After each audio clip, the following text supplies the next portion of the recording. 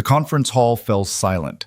Every head turned as the man in the worn flannel shirt stepped to the podium, the mechanic from nowhere who just erased $3 billion in hostile debt with a single phone call. Clara's breath stopped. That was her husband. The man who fixed motorcycles in a garage smaller than most people's closets. The man whose daughter wore secondhand shoes. The man she'd married out of desperation 3 months ago. And he was standing at the center of the global financial system like he owned it. Because he did.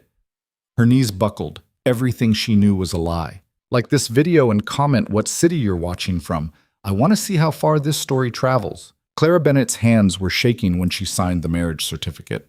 Not from cold.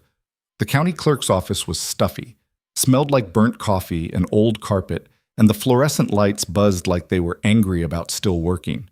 No, her hands shook because she was selling herself to a stranger, and everyone in the room knew it. The man across from her didn't look up. Adrian Cross, 32, mechanic, single father. That's all the paperwork said. He had dark hair that needed a cut, a scar along his jawline that he'd never explained, and the kind of quiet that made people nervous. He wore jeans and a button-down that had seen better days. His boots were scuffed. His watch was plastic. He looked exactly like what he claimed to be, a man barely scraping by. Clara hated him for it, not because he was poor. She didn't care about that. She hated him because he was her only option, and they both knew it. "Sign here," the clerk said, tapping the line with a chewed pen. Clara signed. Her last name disappeared. Bennett became Cross in blue ink that didn't even dry properly. Adrian signed next. His handwriting was neat, controlled. She noticed that. "Congratulations," the clerk said, bored. She stamped the document twice and handed them a copy and waved them toward the door like she had somewhere better to be. They walked out into the parking lot in silence. Adrian's truck was a '98 Ford with rust along the wheel wells and a dent in the passenger door. Clara climbed in without a word. It smelled like motor oil and something faintly sweet, cinnamon, maybe. A child's drawing was taped to the dashboard. Crayon flowers. Lopsided hearts. His daughter. Clara had met her once. Emma. 6 years old, dark curls, gap-toothed smile. She'd asked Clara if she liked dinosaurs. Clara had said yes, even though she didn't know anything about dinosaurs. Emma had talked for 20 minutes straight. Adrian started the truck. It coughed, rattled, then settled into a low rumble.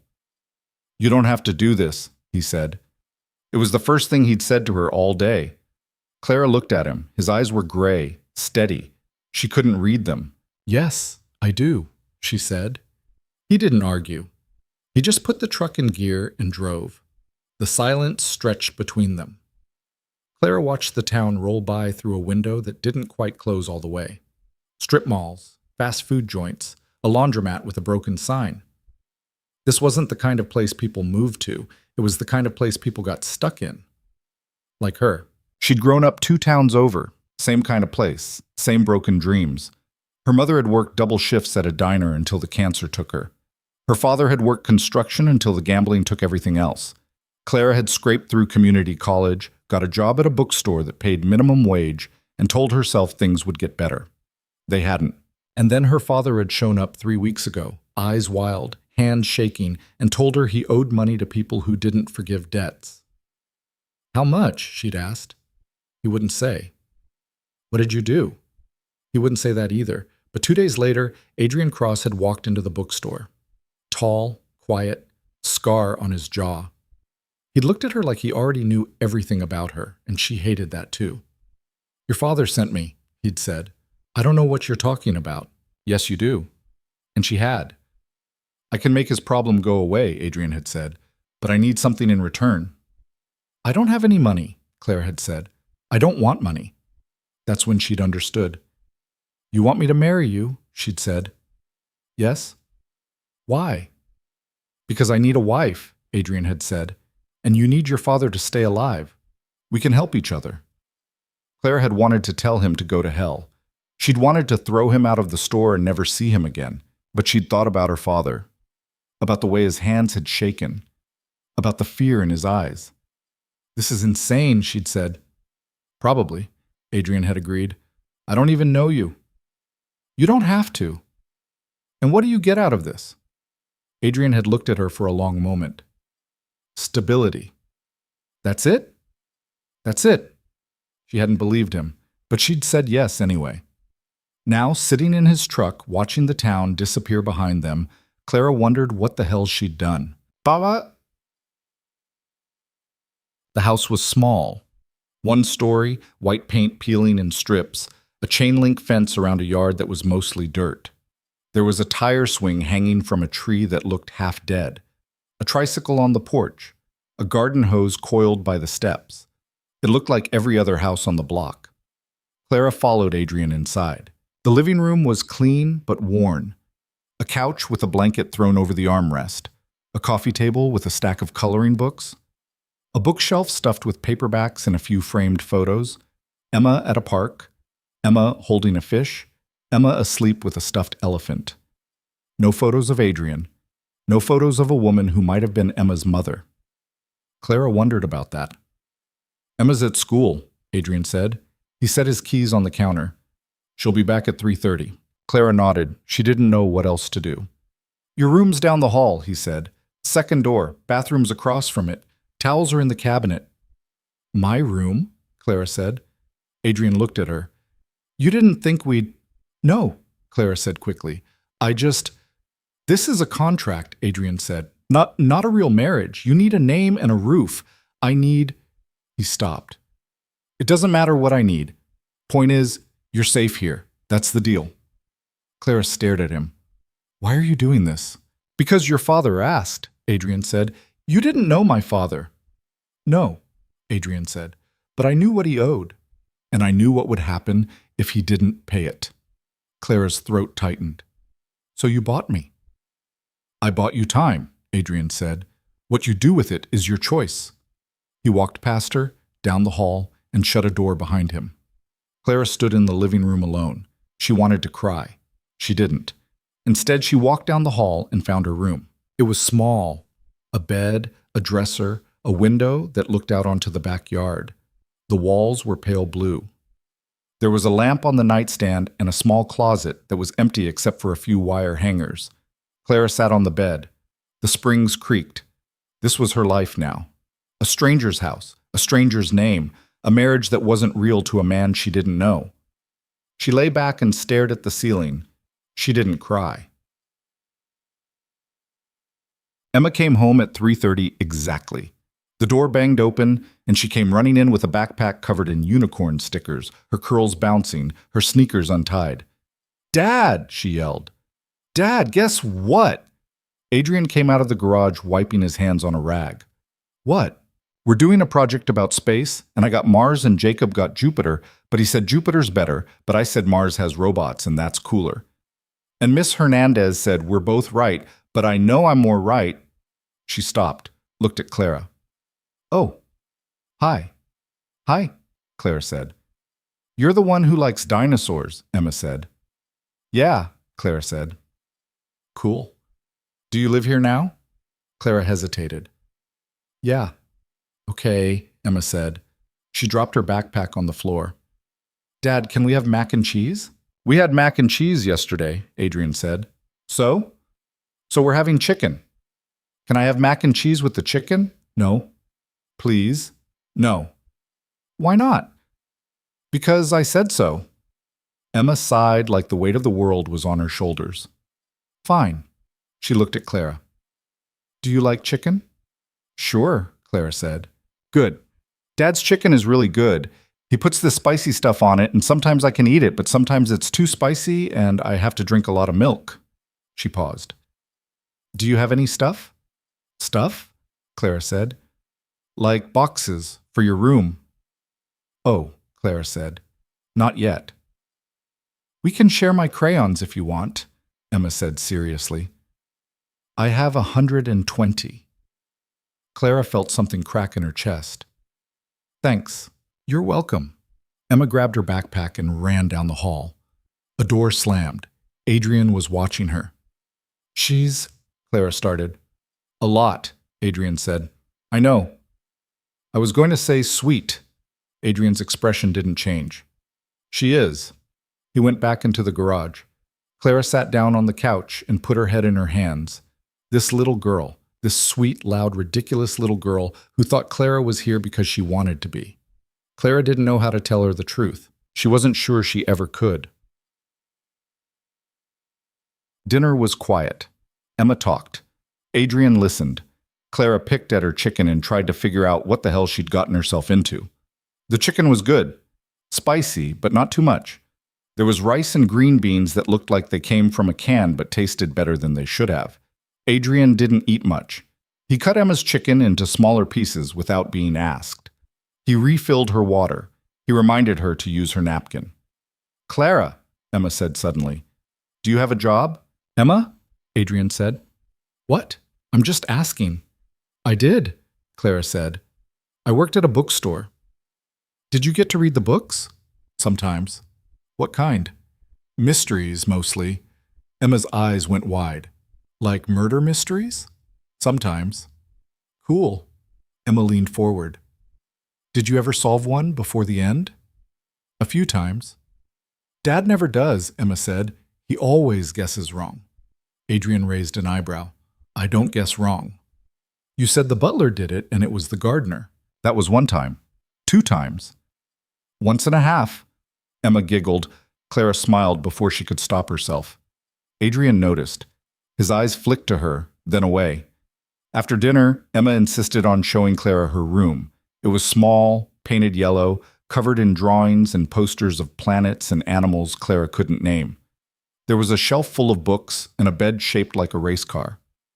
"Dad built it," Emma said proudly. "He did?" "Yeah. He builds lots of stuff. He's really good at it." She climbed onto the bed. "Do you know how to braid hair?" "A little," Clara said. "Can you teach me?" "I want to braid Dad's hair, but he says it's too short." Clara laughed. She couldn't help it. "Maybe." "Cool." Emma flopped onto her back. "I'm glad you're here." Clara's throat went tight again. "Yeah?" "Yeah, Dad gets sad sometimes. I think he's lonely." Clara didn't know what to say to that. "Anyway," Emma said, "I have to do homework. Miss Hernandez gave us math and I hate math, but Dad says I have to do it anyway because that's life." "Sounds like something he'd say." "Right?" Emma rolled her eyes. Clara left her to it. She found Adrian in the garage. He was bent over an engine, hands black with grease, a work light clipped to the hood. The space was small, packed with tools and parts, and things Clara didn't recognize. It smelled like oil and metal and sweat. "She likes you," Adrian said without looking up. "She's easy to like," Clara said. "She is." He straightened, wiped his hands on a rag that didn't help. "You don't have to do this, you know." "Do what?" "Pretend. She's a kid. She'll get over it." "I'm not pretending," Clara said. Adrian looked at her, really looked at her, like he was trying to figure something out. "Your father," he said slowly. "What did he tell you about the debt?" Clara's stomach dropped. "That he owed the wrong people. That they were going to kill him if he didn't pay." "Did he tell you how much?" "No." Adrian nodded. 300,000. Clara's knees went weak. "What?" "He gambled it, lost it, borrowed more. Lost that too." "That's not—" Clara stopped. "How do you know that?" "Because I paid it," Adrian said. The world tilted. "You what?" "I paid it," Adrian said again. "The day before the wedding." "That's not possible," Clara said. "You're a mechanic." "I am." "You don't have that kind of money." Adrian didn't answer. Clara's mind raced. "Then how—" "Does it matter?" Adrian said. "Yes," Clara said. "It matters. People don't just have $300,000 lying around, especially not people like me," Adrian finished. "I didn't mean—" "Yeah, you did." He turned back to the engine. "It's fine. You're not wrong." Clara's hands were shaking again. "I don't understand."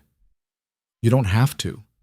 "Yes, I do," Clara said. "Because if you're lying—" "I'm not lying," Adrian said. His voice was calm, even. "Your father's debt is gone. You're safe. That's all you need to know." "That's not all I need to know," Clara said. "That's not even close." Adrian sighed. He set down the wrench he was holding and looked at her. "What do you want me to say?" "The truth." "The truth," Adrian repeated. The truth is complicated. Try me. He studied her for a long moment. Then he shook his head. Not yet. Why not? Because you're not ready, Adrian said. Clara's anger flared.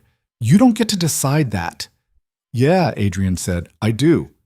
He picked up the wrench and went back to work. Clara stood there, shaking, furious, confused. Then she turned and walked out. And cried. She didn't sleep that night.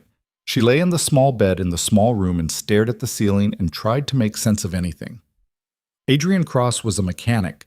He lived in a rundown house in a rundown neighborhood and drove a truck that barely ran and wore clothes that had seen better days. But he'd paid $300,000 in cash.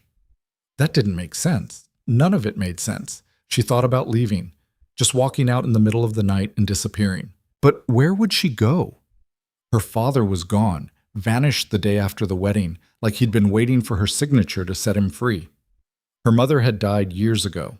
She had no siblings, no relatives who'd take her in. The bookstore had let her go 2 weeks ago when she'd asked for time off to deal with family issues. She had $47 in her bank account and a suitcase full of clothes that didn't fit right anymore.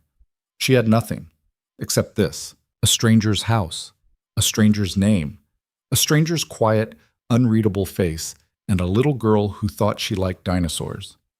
Clara closed her eyes. She didn't cry. The next morning, Adrian was gone. Emma was at the kitchen table eating cereal and coloring a picture of what looked like a dragon. Dad went to work, she said without looking up. He said to tell you there's coffee. There was, a full pot, still hot. Clara poured a cup and sat down across from Emma. What are you drawing? She asked. A dragon who's also a scientist, Emma said. She's discovering a new planet. That's cool. I know. Emma added another color to the dragon's wings. Dad says you used to work with books. Yeah. Do you miss it? Clara thought about that. Sometimes. You could get another job, Emma said. Dad says people can always get another job if they try hard enough. Does he? Yeah, he says lots of stuff like that. Emma looked up. Do you think he's right? I don't know, Clara said honestly. Yeah. Emma considered that. Me neither. But I don't tell him that because he gets this look. What look? Like he's trying to figure out if I'm lying. Emma grinned. But I'm really good at lying, so he never knows. Clara laughed. You shouldn't tell me that. Why not? Because I might tell your dad. Emma's eyes went wide. Then she smiled. No, you won't. How do you know? Because you're nice, Emma said. And nice people don't snitch. Clara shook her head. You're trouble. I know, Emma said happily. She went back to her drawing, humming something off-key. Clara sipped her coffee and looked around the kitchen. It was clean, organized. There was a calendar on the fridge with Emma's school events marked in blue marker. Doctor appointments, parent-teacher conferences, a birthday party next month. Adrian's handwriting, neat, controlled. Everything about this place was controlled. Clara stood and started looking through the cabinets. Not snooping, exactly, just looking. The dishes were mismatched. The glasses were plastic, probably for Emma. There were vitamins on the top shelf and cereal boxes in the pantry and a bottle of hot sauce that looked like it had been there for years. Normal stuff. But in the drawer by the stove, under the spatulas and wooden spoons, Clara found something that wasn't normal. A burner phone. Black. Cheap. The kind you bought at a gas station and threw away after one call. Clara stared at it. What's that? Emma asked. Clara jumped. She hadn't heard the girl come up behind her. Nothing, Clara said quickly, closing the drawer. Just looking for a spoon. Emma tilted her head. The spoons are in the other drawer. Right, Clara said. I forgot. Emma studied her for a moment. Then she shrugged and went back to the table. Clara's heart was pounding. A burner phone. Why did Adrian have a burner phone? Adrian came home at 6. He looked tired. Grease under his nails, dirt on his jeans, hair messed up like he'd been running his hands through it. Emma ran to him anyway. He picked her up, swung her around, set her down. How was school? He asked. Good. We learned about fractions and I hate them. Everyone hates fractions. Then why do we have to learn them? Because life's not fair. Emma sighed dramatically. I know. Adrian looked at Clara. You good? It was the same question he'd asked yesterday. And the day before. Yeah, Clara said. He nodded, didn't push. They ate dinner. Emma talked about fractions and dragons and a boy named Marcus who ate glue. Adrian listened. Clara watched him. He was careful, deliberate, every movement precise, every word measured, like he was used to people watching him. After Emma went to bed, Clara found him in the garage again. I have a question, she said. Adrian didn't look up. Okay, if you had $300,000, Clara said slowly, why are you living like this? Adrian's hands stilled. Like what? Like you're broke. He set down the tool he was holding. Maybe I am. You're not. How do you know? Because people who are broke don't pay off other people's debts, Clara said. They don't just... She gestured around the garage. This doesn't make sense. It doesn't have to make sense to you, Adrian said. Yes, it does, Clara said, because I'm stuck here and I don't even know who you are. Adrian turned to face her. His eyes were calm, empty. You know enough. That's not an answer. It's the only one you're getting. Clara's frustration boiled over. Fine. Then tell me this. Why did you marry me? Adrian didn't blink. Because Emma needs stability. That's it? That's it. You're lying, Clara said. Maybe, Adrian said, but you'll never prove it. He picked up the tool and went back to work. Clara stood there, hands clenched, heart pounding. I found the burner phone, she said. Adrian's hand stopped. For the first time since she'd met him, he looked surprised. In the kitchen, Clara said. Under the spatulas. Adrian set down the tool, slowly. Did you turn it on? No. Good. Why do you have it? Clara asked. Adrian was quiet for a long time, then he said, Insurance. Against what? Against people like the ones your father owed money to. Clara's blood ran cold. Are they coming after you? No, Adrian said, but they could. And if they do, I need to be ready. Ready for what? To disappear, Adrian said simply. Clara's breath caught. With Emma?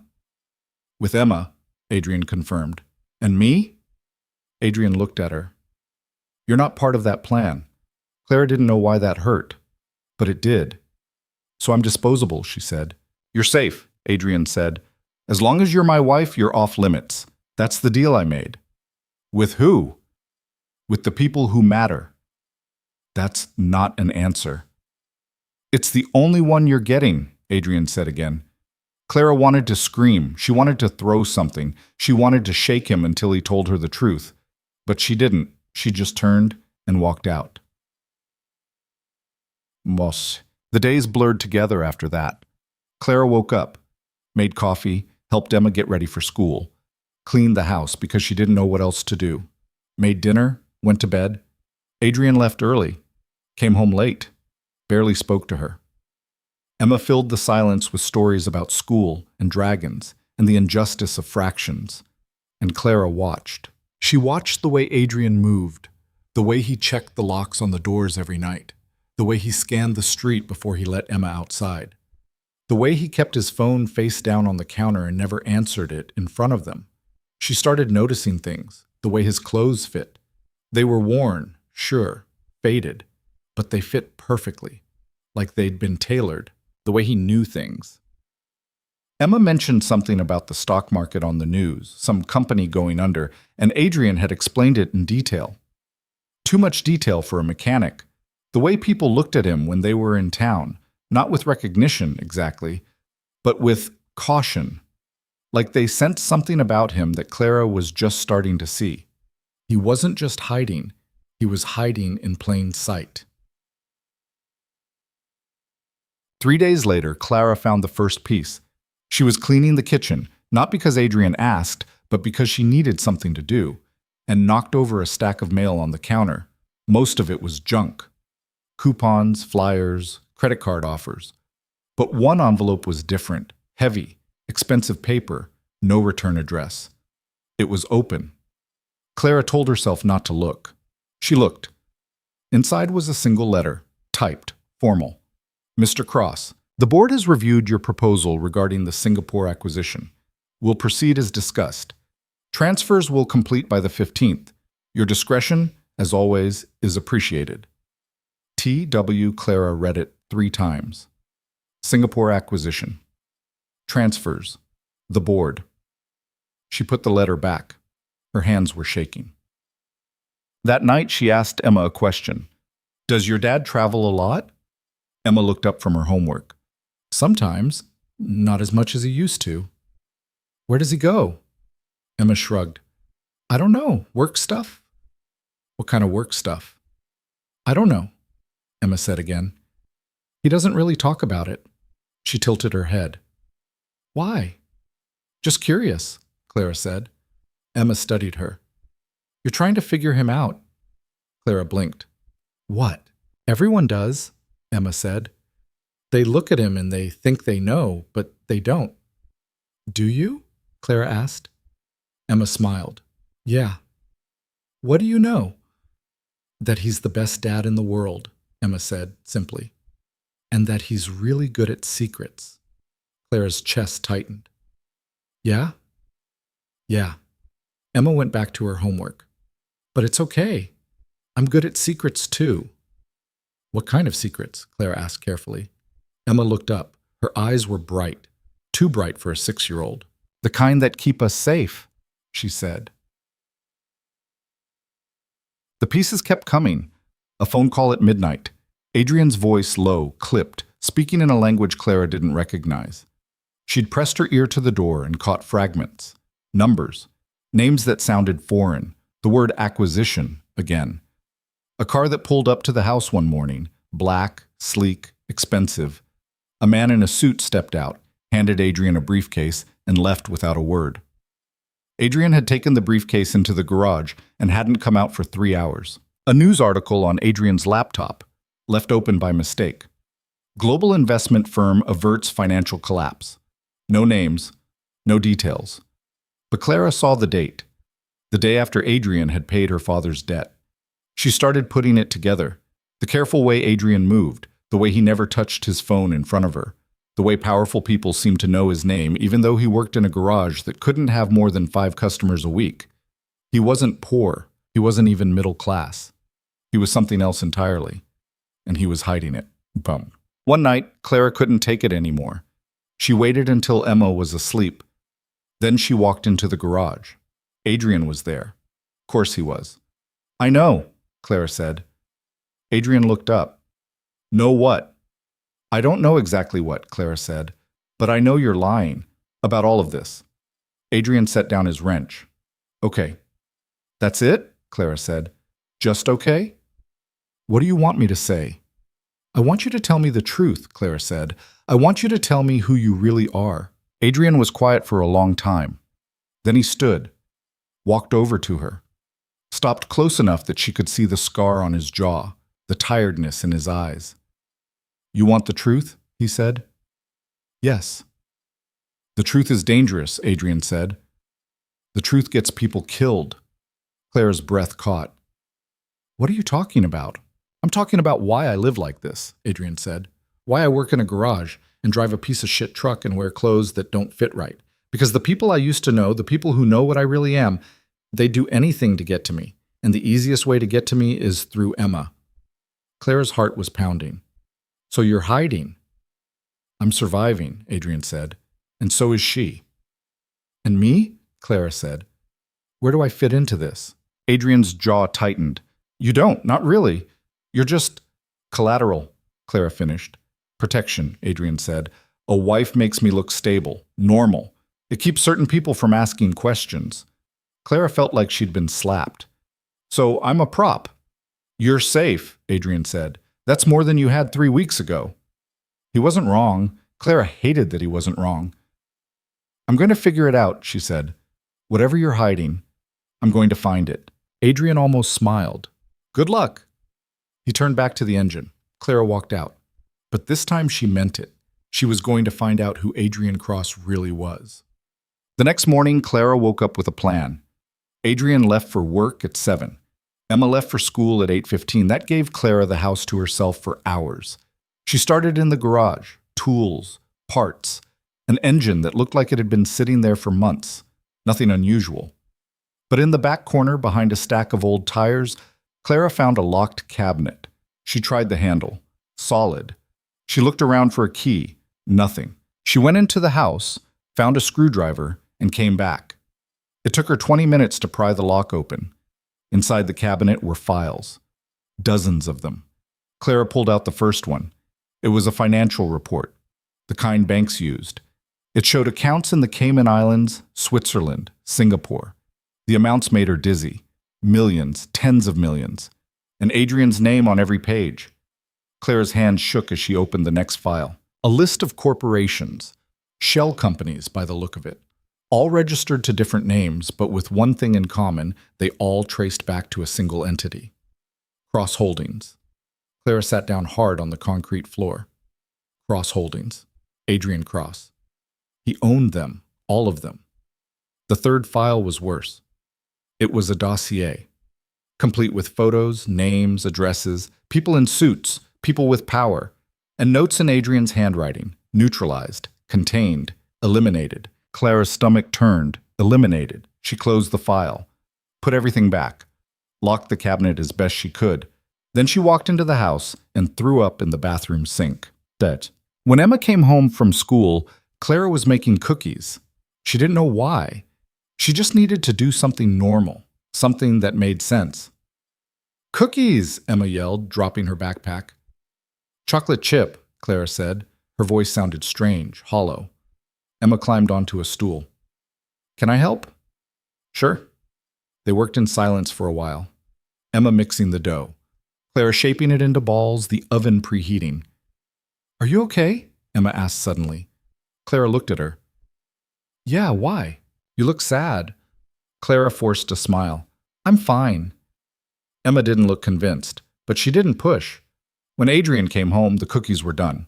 Emma ran to him, covered in flour, and he picked her up without hesitation. "We made cookies," Emma said. "I see that," Adrian said. He looked at Clara over Emma's head. "Thanks." Clara didn't answer. They ate dinner. Emma talked. Adrian listened. Clara pushed her food around her plate. After Emma went to bed, Clara found Adrian in the living room. He was reading a book. Something about economics. "I found the files," Clara said. Adrian didn't look up. "I know." "You know?" "The lock was broken," Adrian said. "I checked this morning." Clara's heart stopped. "This morning?" "Yeah." "So you've known all day?" "Yeah." "And you didn't say anything?" Adrian finally looked up. "What did you want me to say?" Clara laughed. It came out bitter. "I don't know. Maybe, Clara, I'm secretly running a financial empire? Maybe, Clara, I eliminate people for a living?" "I don't eliminate people," Adrian said calmly. "I eliminate threats." "What's the difference?" "Intent," Adrian said. Clara sat down hard on the couch. "Who are you?" Adrian closed his book. "I told you, Adrian Cross." "That's not an answer." "It's the only one that matters," Adrian said. "Everything else is complicated." "Try me," Clara said. Adrian studied her for a long moment. Then he sighed. "I used to work in finance," he said. "High-level stuff, mergers, acquisitions. I was good at it, too good. I made people a lot of money, and I made myself a lot of enemies." "What kind of enemies?" "The kind who don't forgive mistakes," Adrian said. "I got out, changed my name, moved here, started over. With Emma." "With Emma," Adrian confirmed. "And the files?" "Insurance," Adrian said. "Information is power. If anyone comes after me, I have enough dirt on enough people to make them think twice." "And the money?" "Still mine," Adrian said. "Just hidden, spread out, untraceable." Clara's head was spinning. "So you're rich?" "Yes." "Really rich?" "Yes." "And you live here?" "Yes." "Why?" Adrian looked at her. "Because Emma is safe here. Because no one looks twice at a mechanic in a small town. Because if I lived the way I used to, she'd be a target." "From who?" "From everyone," Adrian said simply. Clara felt tears sting her eyes. "So this, all of this, It's real. What's real? You. Hiding, protecting her. Clara wiped her eyes. I thought you were... I don't know. I thought you were using her, using me.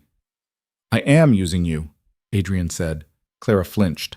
But not the way you think, Adrian continued. I needed a wife, someone stable, someone who could blend in, someone who wouldn't ask too many questions. I've asked a lot of questions. Yeah, Adrian said. You have. Are you going to get rid of me?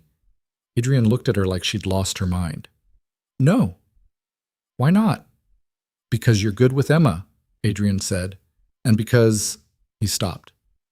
Because what? Because you're not what I expected, Adrian said quietly. Clara didn't know what to say to that. They sat in silence for a long time. Finally, Clara said, What happens now? Now? Adrian said. Now you decide if you can live with this, if you can keep quiet, if you can protect Emma the way I do. And if I can't, then I'll pay you to leave, Adrian said. No hard feelings. You'll be safe. I'll make sure of it. Clara thought about that. She thought about Emma's gap-toothed smile, about the way she talked about her dad like he was a superhero, about the way she'd looked at Clara and said, I'm glad you're here. She thought about Adrian, about the way he cut Emma's chicken without being asked, about the way he checked the locks every night, about the way he'd paid $300,000 to save a stranger. She thought about the files, the money, the danger, and she made a choice. I'm staying, Clara said. Adrian looked at her. You sure? No, Clara said honestly, but I'm staying anyway. Adrian nodded slowly. Okay. Okay, Clara said. Ok. 2 weeks later, everything changed. Clara was at the grocery store with Emma. They were arguing about cereal. Emma wanted the one with marshmallows. Clara said no. When Clara's phone buzzed, a text, unknown number.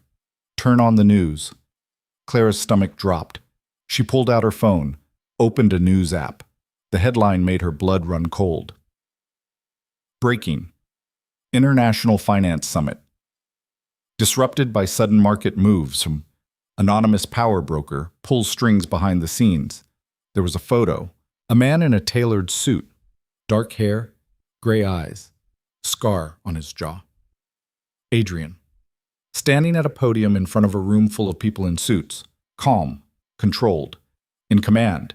The caption read, Unidentified investor behind major global market shifts. Sources say influence extends to sovereign wealth funds, multinational corporations, and central banks. Clara's hands went numb. Emma tugged on her sleeve. Clara, you okay? Clara looked down at her. At this little girl with her gap-toothed smile and her dinosaur obsession and her absolute certainty that her dad was the best in the world. Yeah, Clara said. Her voice sounded far away. I'm okay. But she wasn't, because the man she'd married, the man she'd underestimated, dismissed, judged, wasn't a mechanic. He was the most powerful person she'd never heard of, and everything was about to fall apart.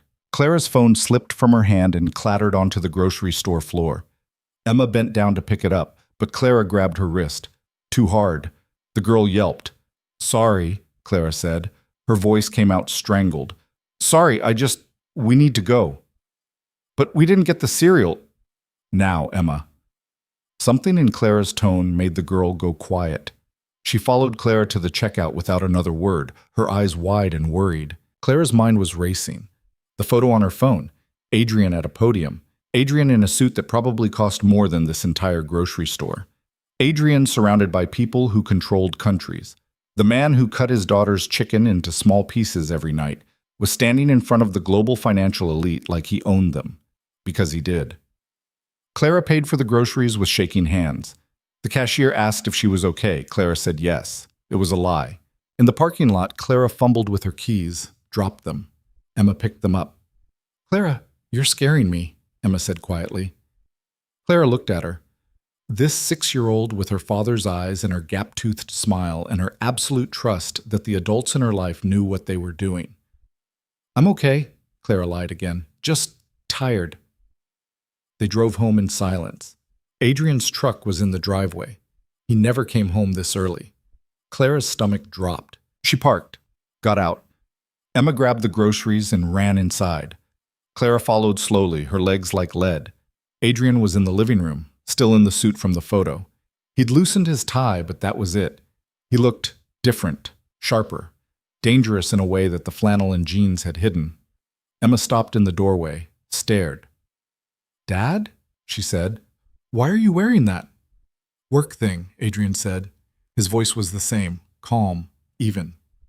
"Go put the groceries away." Emma didn't move. "You look weird." "Emma."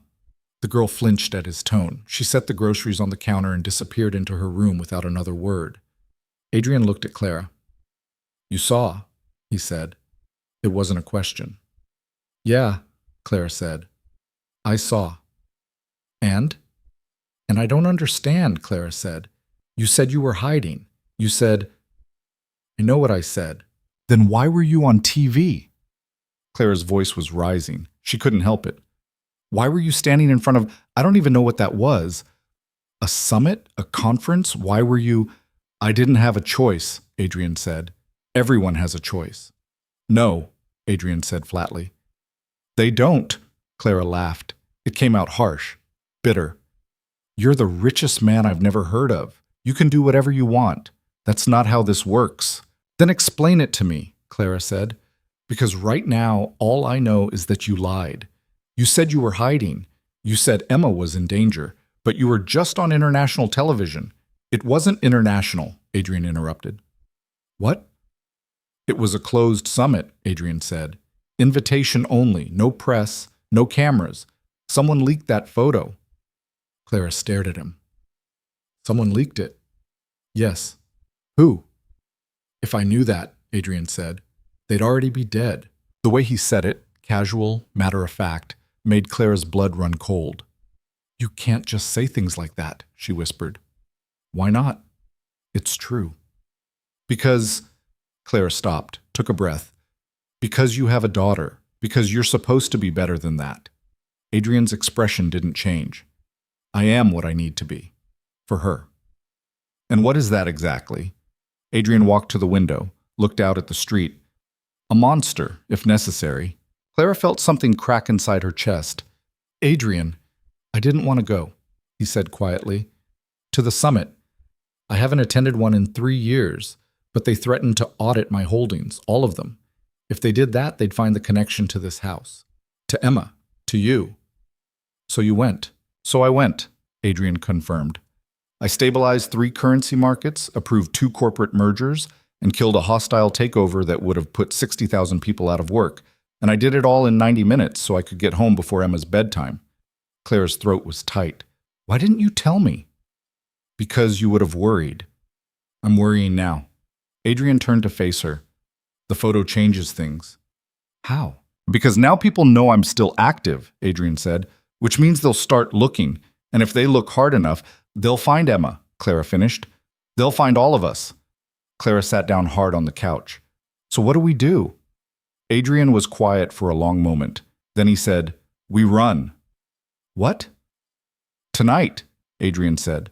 "I have a place, offshore, secure. We pack what we need and we're gone by midnight." Clara's head was spinning. "You can't be serious. I'm always serious." "Adrian, Emma has school. She has friends. You can't just—" "I can," Adrian said, "and I will, if it keeps her safe." Clara stood up, walked over to him. "And what about what she wants?" "She's 6.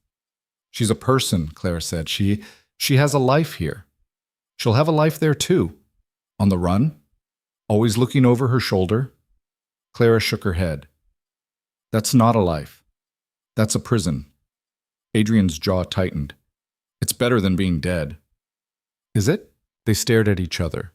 The silence stretched between them, heavy and suffocating.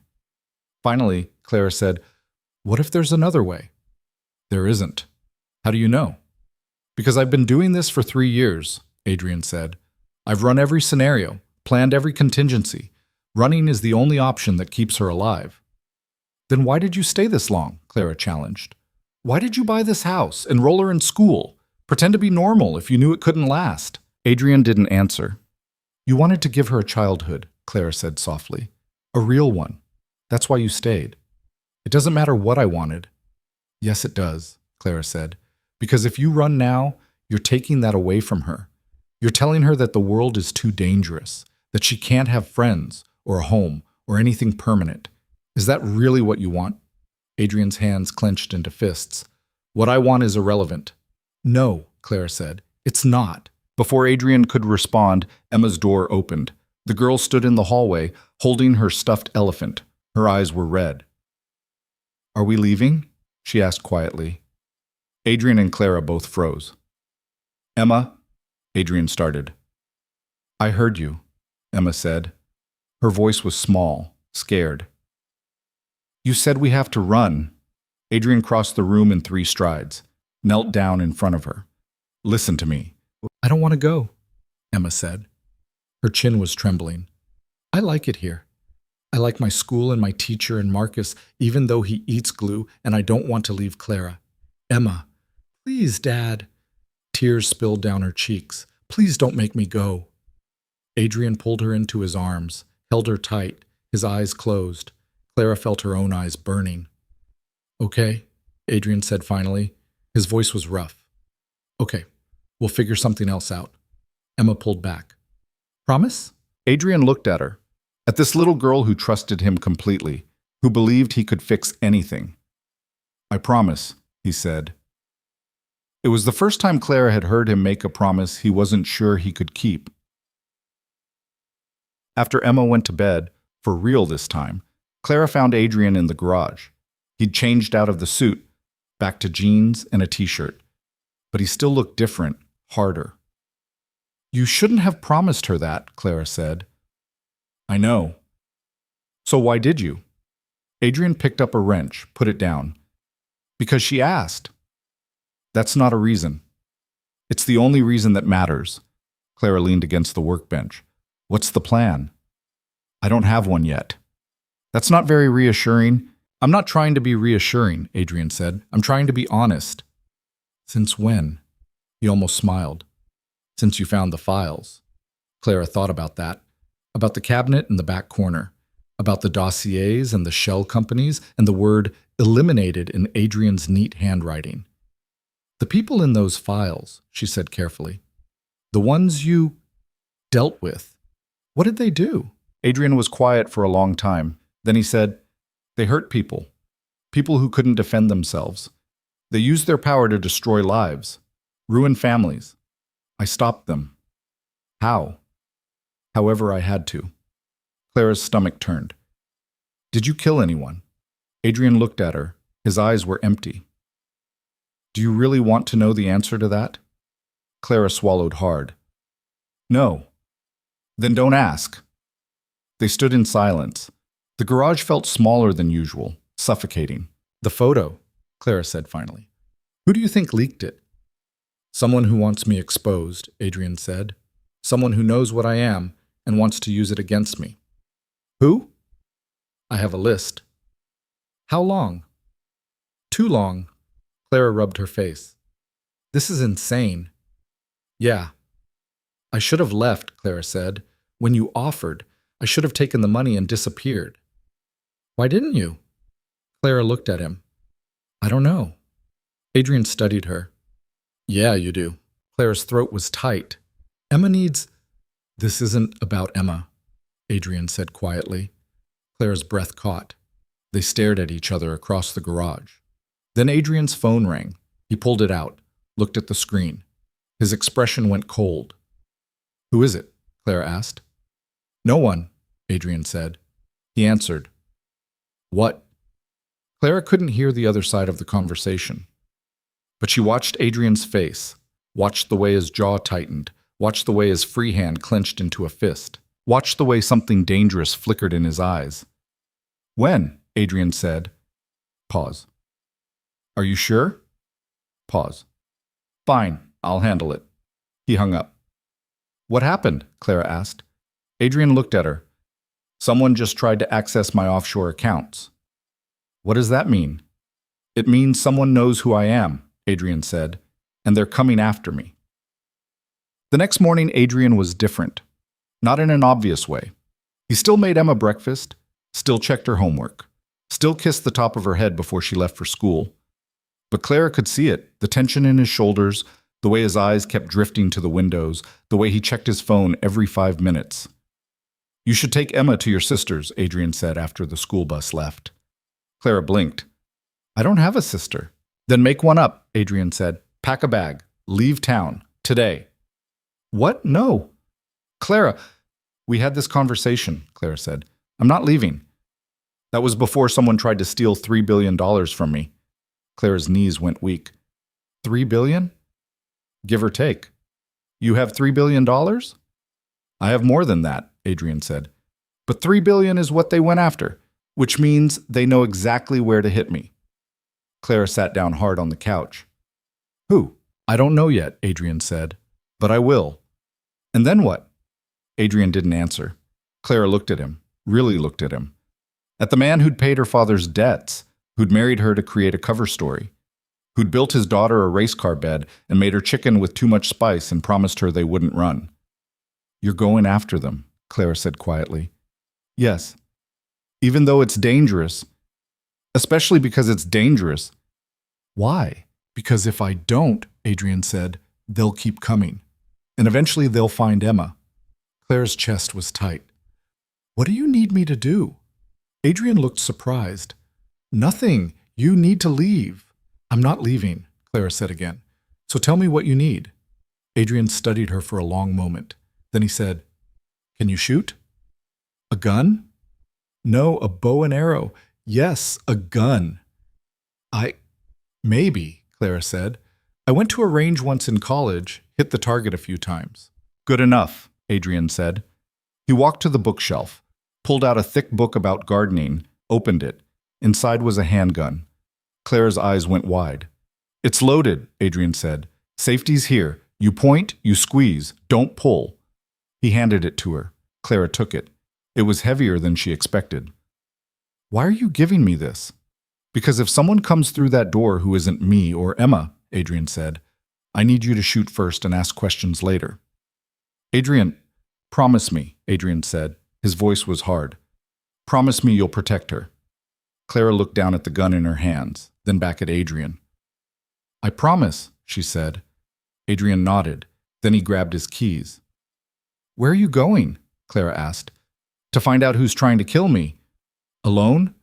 I work better alone." "That's stupid." Adrian almost smiled. "Probably." He walked toward the door. "Adrian," Clara called. He stopped, turned. "Be careful," Clara said. Something flickered in his expression. Something Clara couldn't name. "Always am," he said. Then he was gone. Clara spent the next 3 hours pacing. She checked the locks, checked the windows, checked her phone. Nothing. She tried to distract herself, cleaned the kitchen, folded laundry, started a load of dishes. The gun sat on the counter. Heavy, ominous. Clara couldn't stop looking at it. At noon, her phone rang. Unknown number. Clara's heart jumped into her throat. She answered. "Hello?" "Mrs. Cross," a man's voice said, smooth, cultured. "We need to talk." Clara's blood ran cold. "Who is this?" "Someone who knows your husband," the man said, "and someone who knows you're alone right now." Clara looked at the gun. "What do you want?" "Just a conversation," the man said, "about Adrian's extracurricular activities." "I don't know what you're talking about." "Don't you?" The man's voice was amused. "Come now, Mrs. Cross. You've been living with him for 2 months. You found the files. You know what he is." Clara's hand tightened on the phone. "How do you know that?" "Because I've been watching," the man said simply. "I know you found the cabinet. I know you read the dossiers. I know you've been asking questions." "You're lying." "Am I? Then how do I know about the burner phone in the kitchen drawer, or the letter from TW about the Singapore acquisition, or the way Adrian checks the locks every night at exactly 9:15? Clara felt sick. "What do you want?" she whispered. "I want Adrian to come out of hiding," the man said. "And you're going to help me." "No." "Yes," the man said. "Because if you don't, I'm going to send someone to Emma's school, right now, during recess, and they're going to take her." Clara's vision went white. "You touch her." "I won't have to," the man said, "if you cooperate." All you have to do is tell Adrian to meet me. Alone. Unarmed. At the old warehouse on 5th and Main, tonight at midnight. He'll never agree to that. He will, the man said, if he wants to see his daughter again. The line went dead. Clara stood there, shaking, the phone pressed to her ear. Then she grabbed her keys and ran. The school was 15 minutes away. Clara made it in 8. She ran into the office, wild-eyed, out of breath. "I need to pick up Emma Cross," she gasped. The secretary blinked. "Is everything okay?" "Family emergency," Clara said. "Please, I need to get her now." The secretary hesitated. Then she picked up the phone. "I'll call her classroom." "Now," Clara said. Her voice came out harsh, desperate. The secretary's eyes widened. She spoke quickly into the phone. 2 minutes later, Emma appeared in the doorway. She looked confused. "Clara, what's wrong?" Clara grabbed her hand. "We have to go." "But I have math." "Now, Emma." They were in the car before the girl could protest further. Clara's hand shook on the steering wheel. "You're scaring me," Emma said quietly. "I know," Clara said. "I'm sorry, but we need to get home and we need to—" Her phone rang. "Adrian," Clara answered. "Thank God." "Where are you?" Adrian's voice was tight, controlled, but Clara could hear the fear underneath. "I'm with Emma," Clara said. "Someone called. They threatened her. I went to the school." "Good," Adrian said. Stay there. Don't go home. Don't go anywhere I would expect you to go." "Adrian, what's happening?" "I'm being set up," Adrian said. "Someone's trying to draw me out, and they're using you and Emma to do it." Clara's stomach dropped. "The man on the phone, he said you have to meet him. Midnight, old warehouse on 5th and Main." "I know," Adrian said. "He called me, too." "Are you going to go?" "No," Adrian said, "because it's a trap. And if I go, we all die." "Then what do we do?" Adrian was quiet for a moment. Then he said, "How much do you trust me?" "What?" "How much do you trust me?" Adrian repeated. "Because I'm about to ask you to do something that's going to sound insane." Clara looked at Emma in the rearview mirror, at this little girl who was trying so hard to be brave. "I trust you," Clara said. "Okay," Adrian said. "Then listen carefully." 3 hours later, Clara was standing in the parking lot of a storage facility on the edge of town. Emma was beside her, holding her elephant, eyes wide. "What are we doing here?" Emma asked. "Waiting for your dad," Clara said. "Why?" "Because he said so." A black car pulled into the lot. Sleek, expensive. Nothing like Adrian's truck. Adrian got out. He looked different again. Not the mechanic, not the man in the suit. Something in between, dark jeans, black jacket, expression carved from stone. Emma ran to him. He caught her, held her tight. "Are you okay?" he asked. "Yeah," Emma said. "But Clara's being weird." Adrian looked at Clara over Emma's head. "Did anyone follow you?" "I don't think so," Clara said. "I did what you said, took back roads, changed directions twice." "Good." Adrian set Emma down. "Go sit in the car for a minute, okay?" "But, Emma." His voice was firm. "Please." The girl's face crumpled, but she obeyed. Adrian walked over to Clara. "You did good." "I'm terrified," Clara said. "Me too." Clara blinked. "What?" "I'm terrified," Adrian said again. "All the time, every second. Because if I make one mistake, she dies." Clara's throat was tight. "So what do we do?" Adrian looked at the storage unit behind them. "We disappear, for real this time." "I thought you said running wasn't an option." "It wasn't," Adrian said. "But that was before someone threatened Emma. Now it's the only option." Clara followed his gaze. "What's in there?" "Everything we need," Adrian said. "New identities, cash, passports, weapons. I've had it ready for 2 years, just in case." "And the house?" "Gone," Adrian said. "Burned, metaphorically speaking. By morning, Adrian Cross won't exist anymore." Clara felt something twist in her chest. "And who will you be?" Adrian looked at her. "Someone else. Someone safe." "For how long?" "As long as it takes." Clara thought about the house, about Emma's yellow room, and the race car bed and the drawings on the fridge. About the garage where Adrian worked on engines that didn't need fixing. About the life they'd built in 2 months that wasn't real, but had felt real. "What about me?" Clara asked quietly. Adrian's expression softened. "You don't have to come." "I know." "I can set you up," Adrian said. "New name, new city, enough money to start over. You'll be safe." "Alone," Clara said. "Free," Adrian corrected. Clara looked at the car, at Emma sitting in the back seat clutching her elephant, looking small and scared. "She needs me," Clara said. "She needs to be safe," Adrian said. "That's all that matters." "She needs both," Clara said, "and so do you." Adrian stared at her. "What are you saying?" "I'm saying I'm coming with you," Clara said. "Both of you, wherever you go." "Clara, you said I had a choice," Clara interrupted. "This is my choice." Adrian looked like he wanted to argue, but he didn't. Instead, he said, "It won't be easy." "I know. You'll have to leave everything behind." "I know. You'll be running for the rest of your life." "I know," Clara said. "But I'll be running with you." Something flickered in Adrian's eyes, something that looked almost like hope. "Okay," he said finally. "Okay." He opened the storage unit. Inside were bags, lots of them, packed and ready. "Grab what you can carry," Adrian said. "We leave in 5 minutes." Clara picked up a bag. It was heavy. "Where are we going?" she asked. Adrian looked at her. "Somewhere they'll never find us." "That's not an answer." "It's the only answer I've got."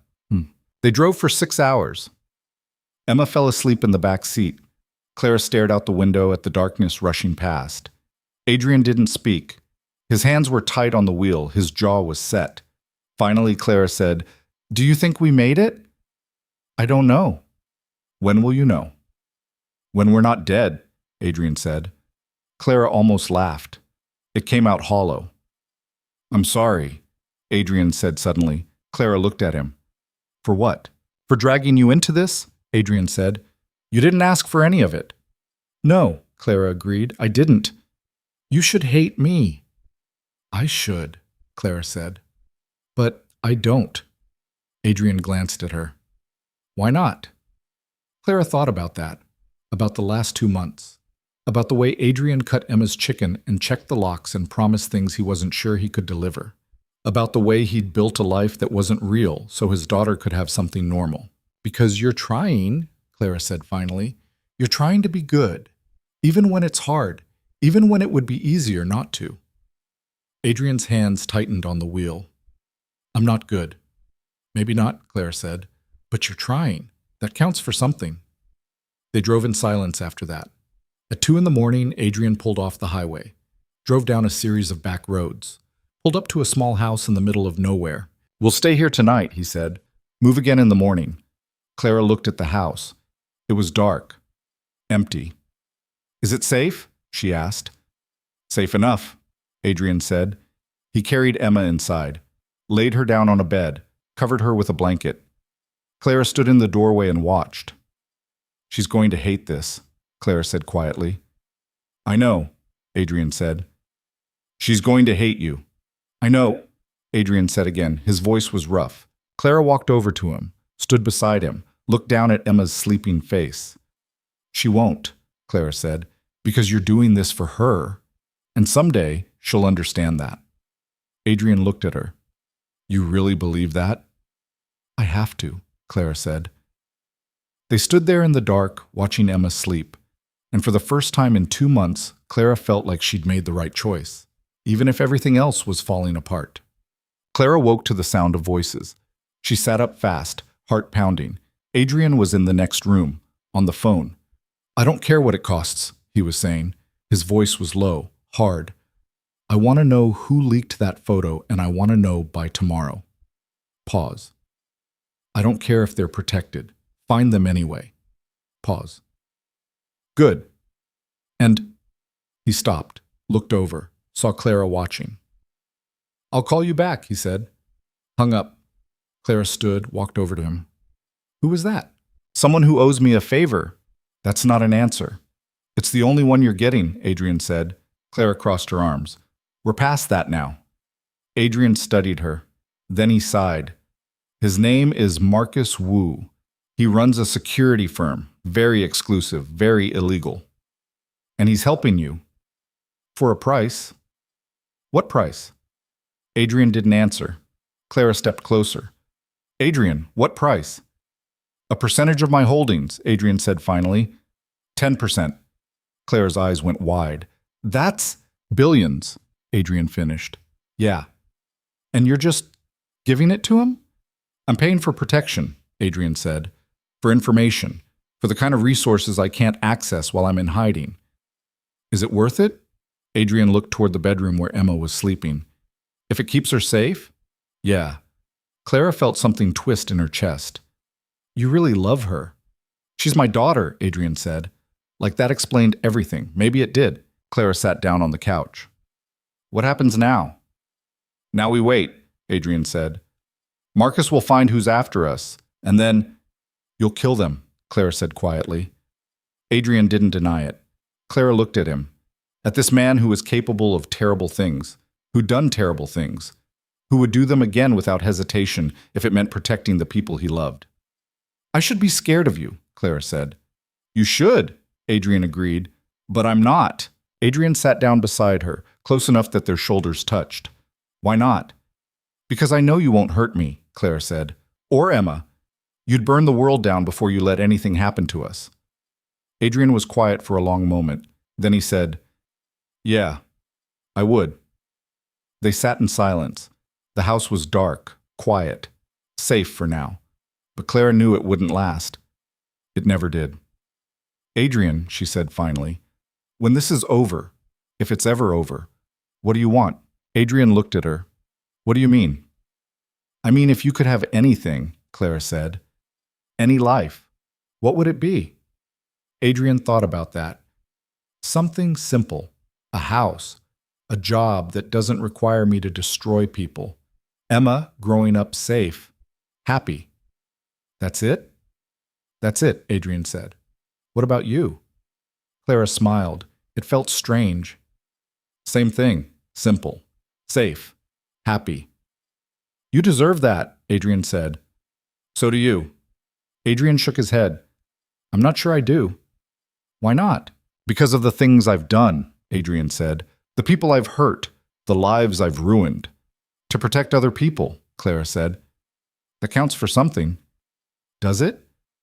I think so, Clara said. I hope so. They sat there until the sun came up. And when Emma woke, they told her they were going on an adventure. She believed them because she was 6 and because she trusted her father and because Clara was there, smiling, pretending everything was okay, even though they both knew it wasn't, even though they both knew the real fight was just beginning. The adventure lasted 3 days. On day 1, Emma thought it was fun.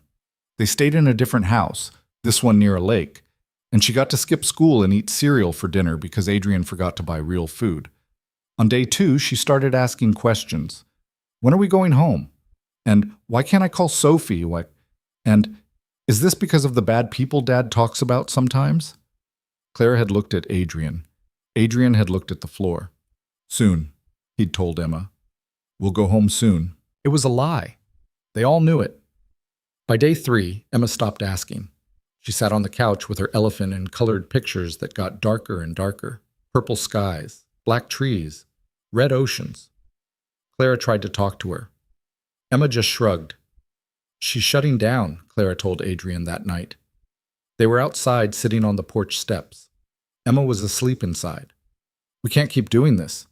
I know, Adrian said. So what's the plan? Marcus called, Adrian said. He found something. Clara's stomach tightened. What? The person who leaked the photo, Adrian said. It wasn't random. It was calculated. Someone on the inside. Inside what? The summit, Adrian said. Someone who knew I'd be there, who knew what exposing me would do. Who? Adrian's jaw tightened. Thomas Weaver. Clara blinked. TW. The one from the letter. The Singapore acquisition. Yeah? I thought he was on your side. So did I, Adrian said. His voice was flat, cold. Turns out he's been working with someone else. Someone who wants me gone. Who? I don't know yet, Adrian said, but I will. Clara hugged her knees to her chest. And then what? Then I end this, Adrian said. How? Adrian didn't answer. Clara looked at him, at the hard line of his jaw, the emptiness in his eyes. You're going to kill him, she said quietly. If I have to. Adrian, he threatened my daughter, Adrian said. His voice was still calm, still even. But there was something underneath it that made Clara's blood run cold. He put her face on a target. There's no coming back from that. Clara wanted to argue, wanted to tell him there had to be another way. But she thought about the man on the phone, the threat against Emma, the way her hands had shaken when she'd grabbed the gun Adrian had given her. Okay, Clara said. Adrian looked at her, surprised. Okay, he repeated. I'm not going to tell you how to protect your daughter, Clara said. I'm not going to pretend I know better than you what needs to be done. But I need to know something first, Clara said. After this, after you deal with Weaver and whoever's behind him, are we safe? Is Emma safe? Or is this going to keep happening? Adrian was quiet for a long time. I don't know, he said finally. It was the most honest answer he'd ever given her. Clara nodded. Then we need a backup plan. Like what? Like actually disappearing, Clara said. New names, new country, cut all ties, burn it all down and start over. I've thought about it, Adrian said. And? And I can't, Adrian said. If I disappear completely, everything I've built collapses. The companies, the holdings, the people who depend on me. It all falls apart. So let it, Clara said.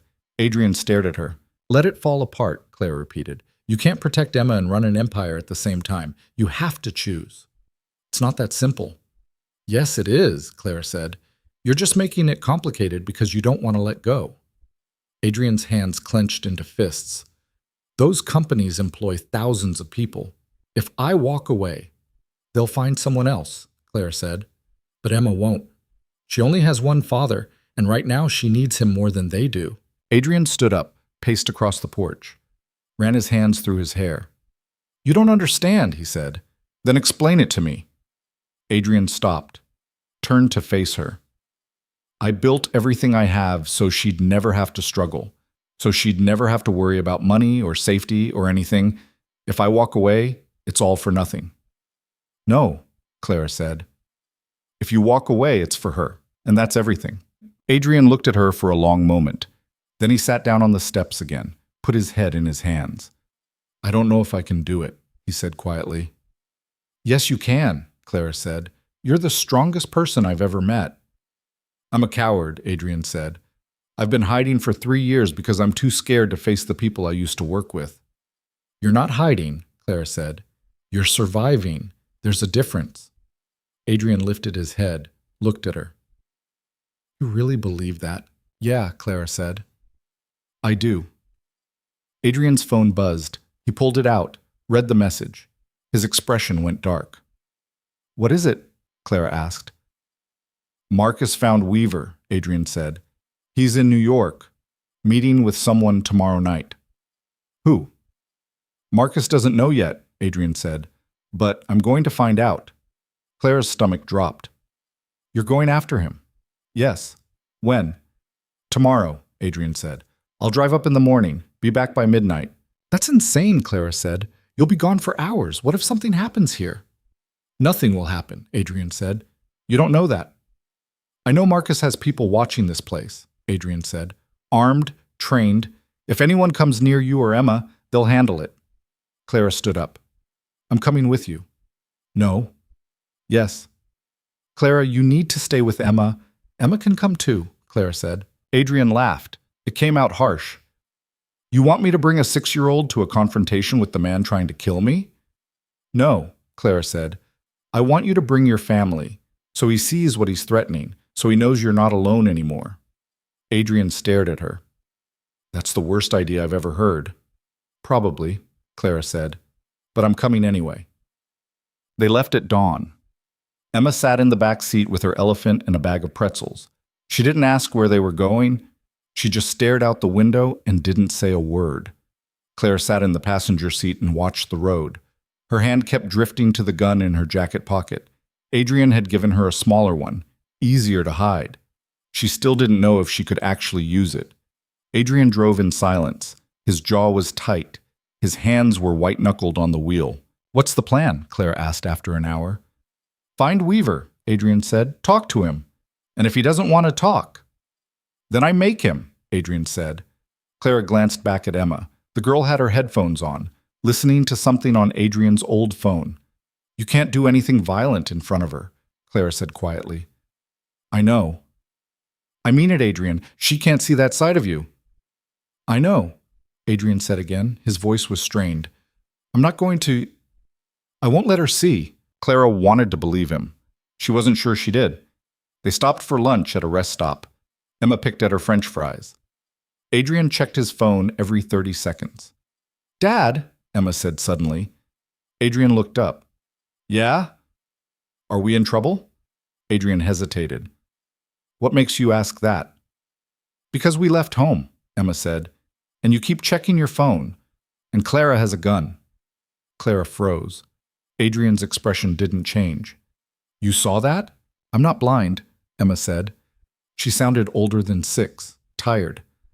"Are the bad people after us?" Adrian set down his phone, looked his daughter in the eye. "Yeah." "Are they going to hurt us?" "Not if I can help it." "But they might," Emma said. Adrian's jaw tightened. "Yeah, they might." Emma nodded slowly. "Okay." "Okay," Adrian said. "Yeah," Emma said. "I just wanted to know." She went back to her fries. Clara and Adrian looked at each other across the table. "She's too smart for her own good," Clara said quietly. "I know," Adrian said. "She gets it from her mother." It was the first time he'd mentioned Emma's mother since Clara had met him. "What happened to her?" Clara asked carefully. Adrian was quiet for a long time. Then he said, "She died when Emma was 2. I'm sorry." "Me too," Adrian said. His voice was rough. She was good. Better than me. She didn't deserve what happened." "What did happen?" Adrian's eyes went dark. "The same thing that's happening now. Someone came after me. Used her to get to me. And I couldn't stop it." Clara's chest was tight. "Adrian, that's why I hide," Adrian said. "That's why I can't let anyone know who I am, because every time I do, people I love die." Clara reached across the table, took his hand. "I'm not going to die." "You don't know that." "Neither do you," Clara said. "But I'm still here, and I'm not going anywhere." Adrian looked at their hands, at the way Clara's fingers were wrapped around his. "You should," he said quietly. "Too bad," Clara said. "You're stuck with me." Emma looked up. "Are you guys holding hands?" Clara and Adrian both pulled back. "No," they said at the same time. Emma grinned. "You totally were." "Eat your fries," Adrian said. "You like her," Emma said. Her grin got wider. "You like Clara." "Emma, it's okay," Emma said. "I like her too." Clara felt her face go hot. Adrian looked like he wanted to crawl under the table. "Can we go now?" he said. Emma laughed. It was the first time Clara had heard her laugh in days. They reached New York at 6. Adrian parked in a garage downtown, gave the attendant a $100 bill and told him to keep the car close. The attendant looked at the bill, then at Adrian. "You expecting trouble?" "Always," Adrian said. They walked 3 blocks to a hotel. Not fancy. Not run down. Somewhere in between. Adrian checked them in under a fake name. Paid cash. The clerk didn't ask questions. Their room was on the 5th floor, 2 beds, a window that didn't open all the way. Emma immediately claimed the bed by the window. Clara took the other one. Adrian stood by the door looking at his phone. "Weaver's meeting is at 9, he said. "A restaurant 2 blocks from here, private room in the back." "Are you going in?" Clara asked. "Yeah." "Alone?" "Yeah." "That's stupid," Clara said. "Probably," Adrian agreed. "But if I bring backup, he'll know. And he'll run." Clara stood up. "Then I'm coming with you." No. Yes. Clara, you need someone watching your back, Clara said, and I'm the only option. What about Emma? Clara looked at the girl. She was coloring again, headphones on. We bring her, Clara said. Adrian's eyes went wide. Absolutely not. She's safer with us than here alone, Clara said, and if something happens, I can get her out while you deal with Weaver. This is insane. You keep saying that, Clara said, and yet here we are. Adrian ran his hands through his hair, paced across the room, stopped. Fine, he said, but she stays outside. With you, away from the restaurant. Deal, Clara said. Adrian looked at her. If this goes wrong, it won't, Clara said, but if it does, then I'll get Emma out, Clara said. I promise. Adrian nodded. Didn't say anything else. At 8:30, they left the hotel. Emma held Clara's hand. Adrian walked ahead of them, scanning the street. The restaurant was small, expensive looking, the kind of place that didn't have prices on the menu. Adrian stopped across the street. You wait here, he said. If I'm not out in 30 minutes, we come in, Clara said. No, Adrian said. You run. Take Emma and you disappear. Adrian, promise me, Adrian said. His voice was hard. Clara looked at Emma, at this little girl who was trying so hard to be brave. I promise, Clara said. Adrian nodded. Then he crossed the street and went inside. Clara and Emma stood on the corner and waited. 5 minutes passed. Then 10. Emma tugged on Clara's sleeve. I have to pee. Can you hold it? No. Clara looked around. There was a coffee shop on the corner, lights on, people inside. Okay, Clara said, but we're staying by the window, where we can see the restaurant. They went inside. Emma disappeared into the bathroom. Clara stood by the window and watched. 15 minutes? 20. Clara's heart was pounding. 25 minutes. The door to the restaurant opened. Adrian stepped out. He looked wrong. His shirt was torn. There was blood on his knuckles. Clara's stomach dropped. Emma came out of the bathroom. What's? Stay here, Clara said. She grabbed Emma's hand, pulled her toward the door. But before they reached it, another man stepped out of the restaurant. Tall, silver hair, expensive suit. Thomas Weaver. He saw Adrian, smiled. Then he pulled out a gun. Clara's breath stopped. Adrian, she screamed. Adrian turned, saw Weaver, saw the gun. He dove to the side. The shot rang out. People screamed, scattered. Emma was shaking. Dad? Don't look, Clara said. She pulled Emma against her chest, covered her eyes. But Clara looked. She watched Adrian roll to his feet, watched him close the distance between him and Weaver in 3 strides, watched him grab Weaver's wrist and twist. The gun fell. Adrian's fist connected with Weaver's jaw. The man went down. Adrian didn't stop. He hit him again and again. Clara could see it in his face, the rage, the fear, the absolute loss of control. Adrian, stop, she yelled. He didn't hear her. Clara looked down at Emma. The girl's eyes were closed. Her hands were over her ears. Clara made a choice. She let go of Emma, pulled out her own gun, fired a shot into the air. The sound was deafening. Adrian stopped, looked up. Clara stood there, gun in hand, shaking. Enough, she said. Adrian looked at Weaver, at the man's bloody face and broken nose. Then he stood, wiped his hands on his jeans, walked over to Clara and Emma. We need to go, he said. His voice was calm, even, like nothing had happened. Clara grabbed Emma's hand. They ran. Behind them, sirens wailed. They made it back to the car. Adrian drove. Fast. Too fast. Emma was crying in the back seat. Clara was in the passenger seat, trying not to throw up. What the hell was that? Clara said. He pulled a gun, Adrian said. So you beat him half to death? He threatened my daughter, Adrian said. His voice was still calm, still even. What did you think I was going to do? Clara looked back at Emma. The girl was curled into a ball, shaking. Pull over, Clara said. We need to keep moving. Pull over, Clara said again. Now. Adrian pulled over. Clara got out, opened the back door, climbed in next to Emma. Hey, she said softly. Look at me. Emma didn't move. Emma, please. Slowly the girl looked up. Her face was streaked with tears. Are we going to die? Emma whispered. No, Clara said. No, baby. We're okay. Dad hurt that man. I know. Is he a bad person? Emma asked. Is Dad bad? Clara's throat was tight. No, he's not bad. He's protecting us. That's all. But he was so angry, Emma said. I've never seen him like that. Clara pulled Emma into her arms, held her tight. Sometimes people get angry when they're scared, Clara said. Your dad was scared for you, for us. That's why he did what he did. But it was scary, Emma whispered. I know, Clara said. I know, baby. I'm sorry you had to see that. Emma was quiet for a long time. Then she said, Can we go home? Soon, Clara said. I promise. It was a lie, but Emma believed it. They drove through the night. Emma eventually fell asleep. Clara moved to the front seat. Adrian drove in silence. We need to talk, Clara said finally. Not now. Yes, now, Clara said. What you did back there saved our lives, Adrian finished. You lost control, Clara said.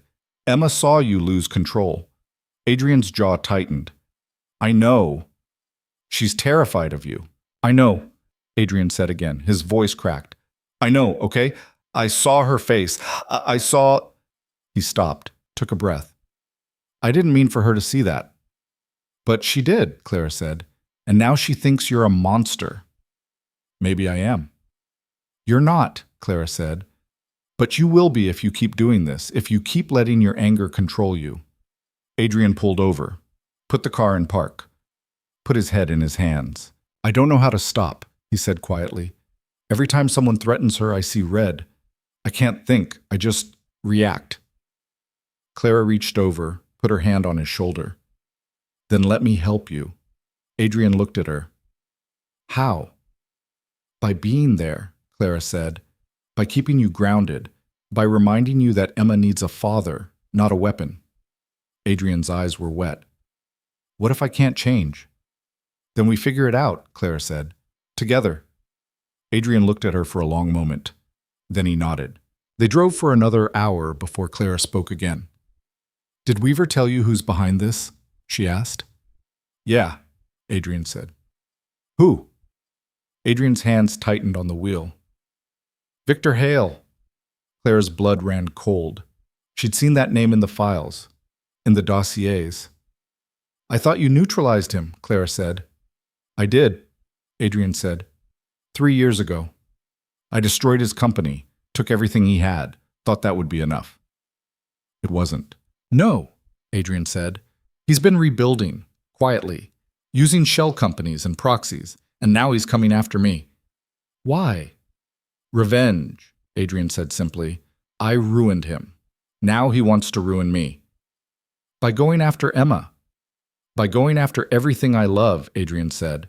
He looked at Clara. That includes you now. Clara's breath caught. What? Hale's smart, Adrian said. He's been watching. He knows you're not just a prop. He knows I care about you. Adrian, so you're a target now too, Adrian said. Both of you, and I can't... His voice broke. I can't lose anyone else. Clara didn't know what to say.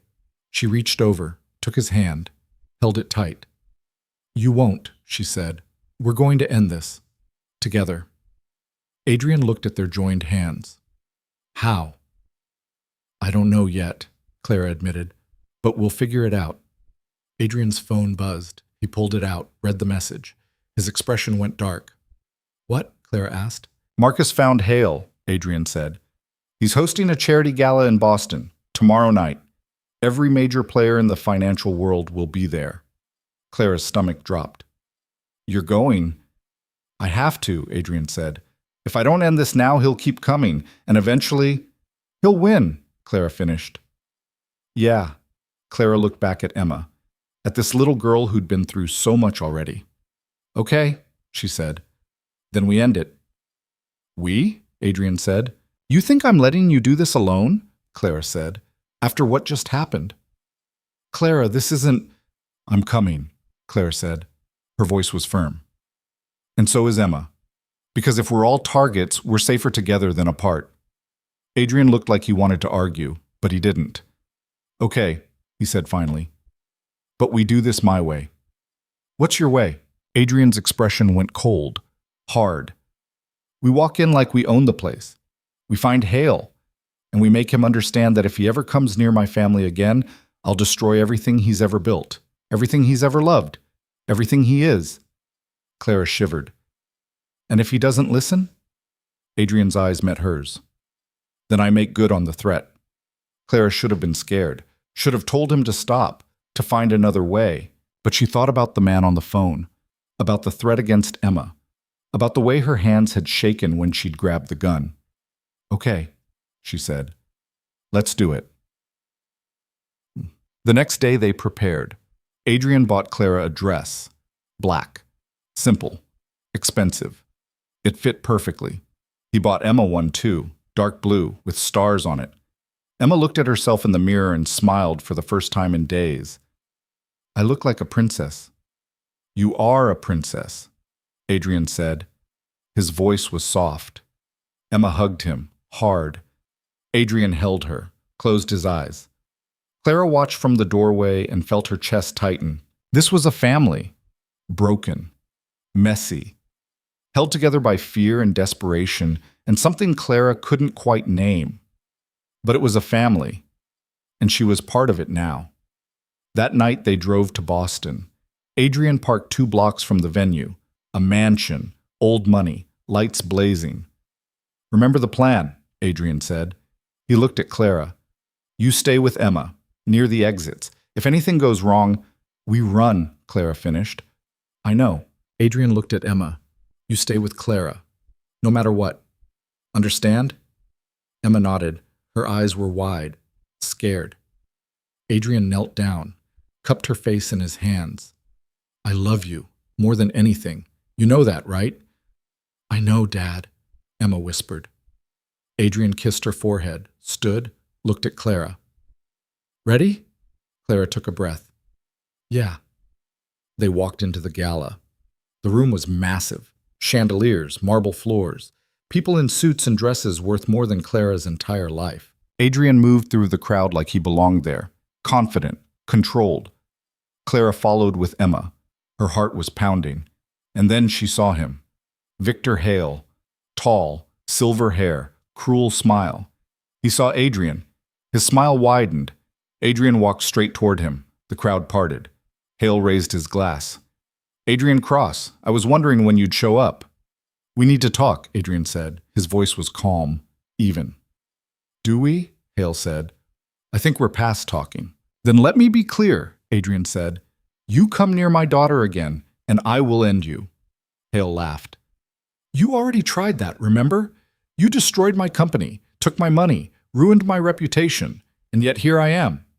Not for long, Adrian said. Hale's smile faded. Is that a threat? It's a promise, Adrian said. The room went quiet. Clara's hand drifted to the gun in her purse. Hale looked at Clara, at Emma. Your family, I presume. Leave them out of this, Adrian said. But they're the whole point, Hale said. You took everything from me. Now I'm taking everything from you. Adrian's hands clenched into fists. Clara could see it. The rage building. The loss of control. She stepped forward. Mr. Hale. Hale looked at her. And you are? Clara Cross, she said. Her voice was steady. Adrian's wife. Hale raised an eyebrow. How domestic. I want to make you an offer, Clara said. Adrian looked at her. Clara, what are you... An offer, Hale said. He sounded amused. What could you possibly offer me? Clara reached into her purse, pulled out a flash drive. Everything, she said. Adrian's eyes went wide. Hale frowned. What is that? Every file in Adrian's possession, Clara said. Every dossier, every piece of dirt he has on every powerful person in this room. It's all on here. Clara, no, Adrian started. And I'm giving it to you, Clara said, in exchange for one thing. What? Hale asked. You leave us alone, Clara said, forever. You erase our names from your memory. You forget we exist. And we do the same for you. Hale stared at the flash drive. Why would you do that? Because I'm tired of running, Clara said. And because Adrian won't let this go unless I make him. Adrian grabbed her arm. Clara, you don't know what you're doing. Yes, I do, Clara said. She looked at him. I'm saving us. Hale took the flash drive, turned it over in his hands. This is everything? He asked. Everything, Clara confirmed. And if I refuse? Then Adrian destroys you, Clara said simply. And everyone in this room, and he'll do it because that's who he is. But I'm offering you a way out. Take it. Hale was quiet for a long time. Then he smiled. You're smarter than you look. I get that a lot, Clara said. Hale pocketed the flash drive. Fine. You have a deal. He turned and walked away. Adrian stared at Clara. What did you just do? I ended it, Clara said. That was all our leverage. It was all your chains, Clara corrected.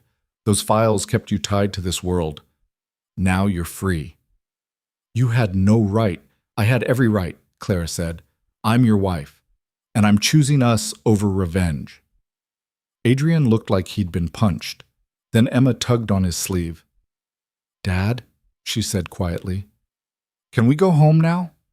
Adrian looked down at her, at this little girl who'd been so brave, so patient. He picked her up, held her tight. Yeah, he said. His voice was rough. Yeah, we can go home. They walked out of the gala together. And for the first time in 3 years, Adrian Cross wasn't looking over his shoulder. They didn't go home. Not right away. Adrian drove for 2 hours in silence. Emma fell asleep in the back seat. Clara stared out the window and wondered if she'd just made the biggest mistake of her life. Finally, Adrian pulled over at a rest stop, cut the engine, sat there with his hands on the wheel. That flash drive, he said quietly. It wasn't just leverage. I know, Clara said. It was 3 years of work, insurance against every person who ever threatened me, proof of crimes that could bring down governments. I know, Clara said again, and you just gave it away. Clara turned to look at him. Yeah, I did. Adrian's jaw tightened. Why? Because you would never have let it go, Clara said. As long as you had those files, you'd keep fighting, keep making enemies, keep putting Emma in danger. Someone had to make the choice you couldn't. That wasn't your choice to make. Yes, it was, Clara said. I'm part of this family now. And families make hard choices for each other. Adrian laughed. It came out bitter. Family. We've been married for 2 months. You don't even know me. I know enough, Clara said. I know you'd do anything for Emma. I know you've been running for 3 years because you're too scared to trust anyone. I know you think the only way to keep people safe is to control everything around you. Adrian's hands clenched on the wheel. And what's wrong with that? Nothing, Clara said, except it doesn't work. You can't control everything, and trying to just makes you more of a target. So I should what? Just trust that Hale will keep his word? No, Clara said. You should trust that I know what I'm doing. Adrian looked at her. The flash drive was empty, wasn't it? Clara smiled. Not empty, just edited. I gave him enough to make him think he won. Dirt on people who don't matter anymore. Dead corporations, closed accounts. Nothing he can actually use. Adrian stared at her. When did you... Yesterday, Clara said. While you were in the shower, I copied the real files to a different drive. It's in my bag. Adrian's expression shifted, from anger to something Clara couldn't quite name. You played him. We played him, Clara corrected. You scared him. I gave him an out. He took it because he thinks he won, and now he'll leave us alone because he has no reason not to. Adrian was quiet for a long moment. Then he started laughing, really laughing. You're terrifying, he said. I learned from the best, Clara said. Adrian reached over, took her hand, squeezed it. Thank you, he said quietly. Clara squeezed back. Don't thank me yet. We still have to figure out what comes next. Adrian looked back at Emma, at his daughter sleeping peacefully for the first time in days. I know what comes next, he said. What? We go home, Adrian said. Really home. No more running, no more hiding. We live like normal people. Can we? Clara asked. After everything?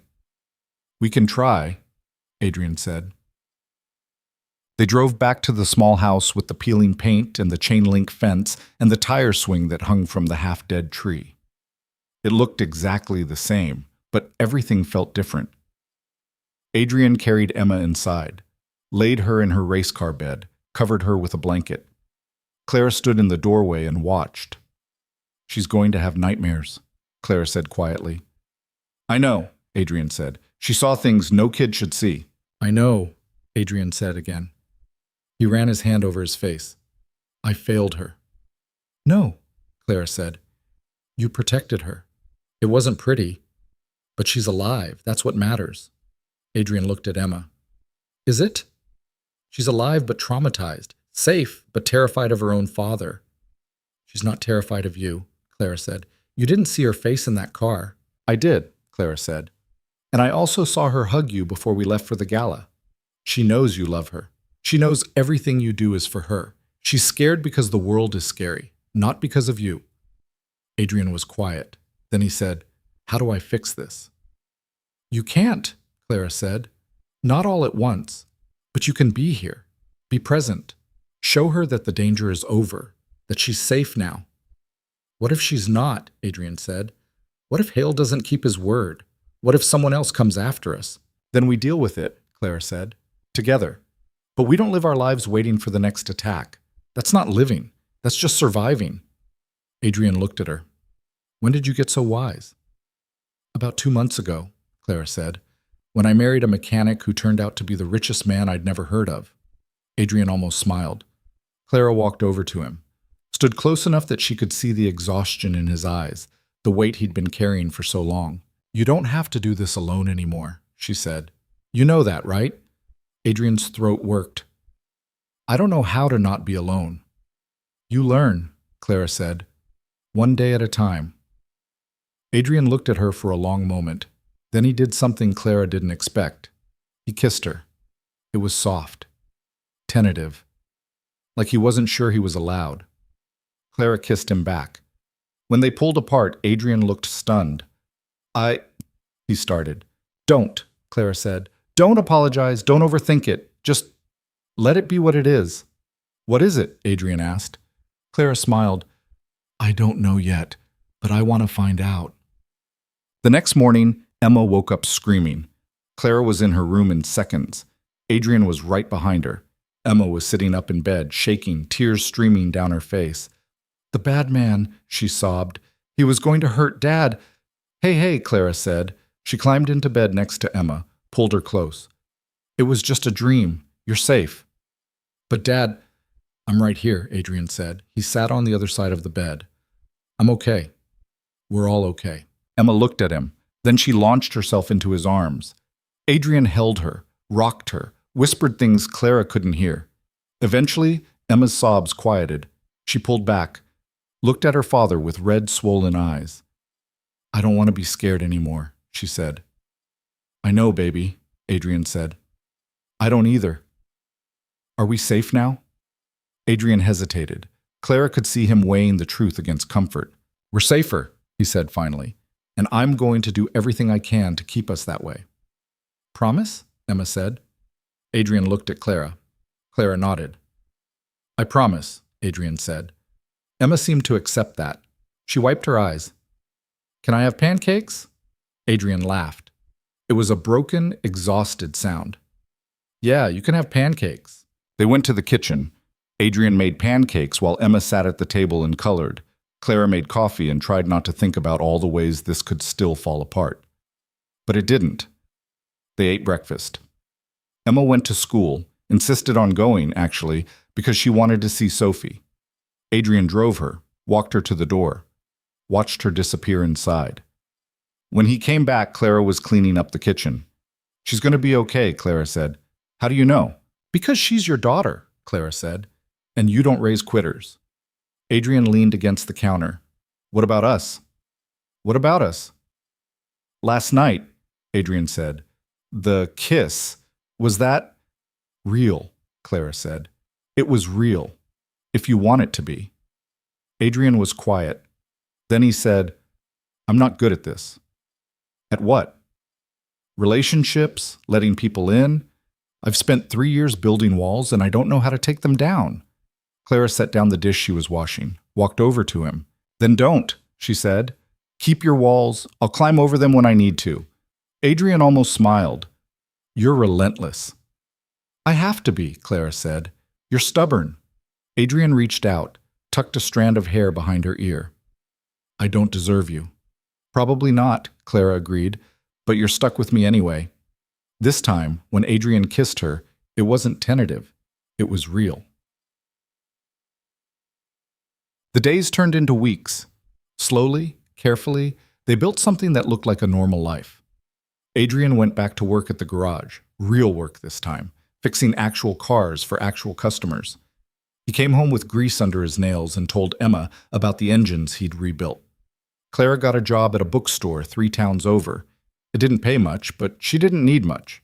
She spent her days recommending mysteries to people who actually wanted to read them. Emma went back to school, had playdates with Sophie, complained about fractions, drew pictures of dragons who were also scientists.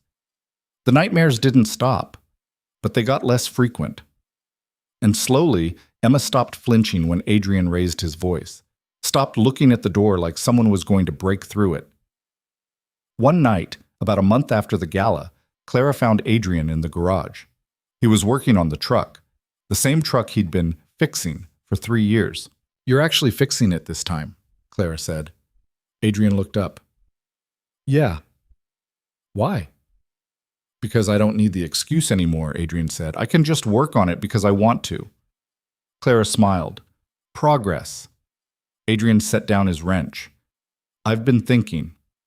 About? About what you said. About choosing. Between Emma and the Empire.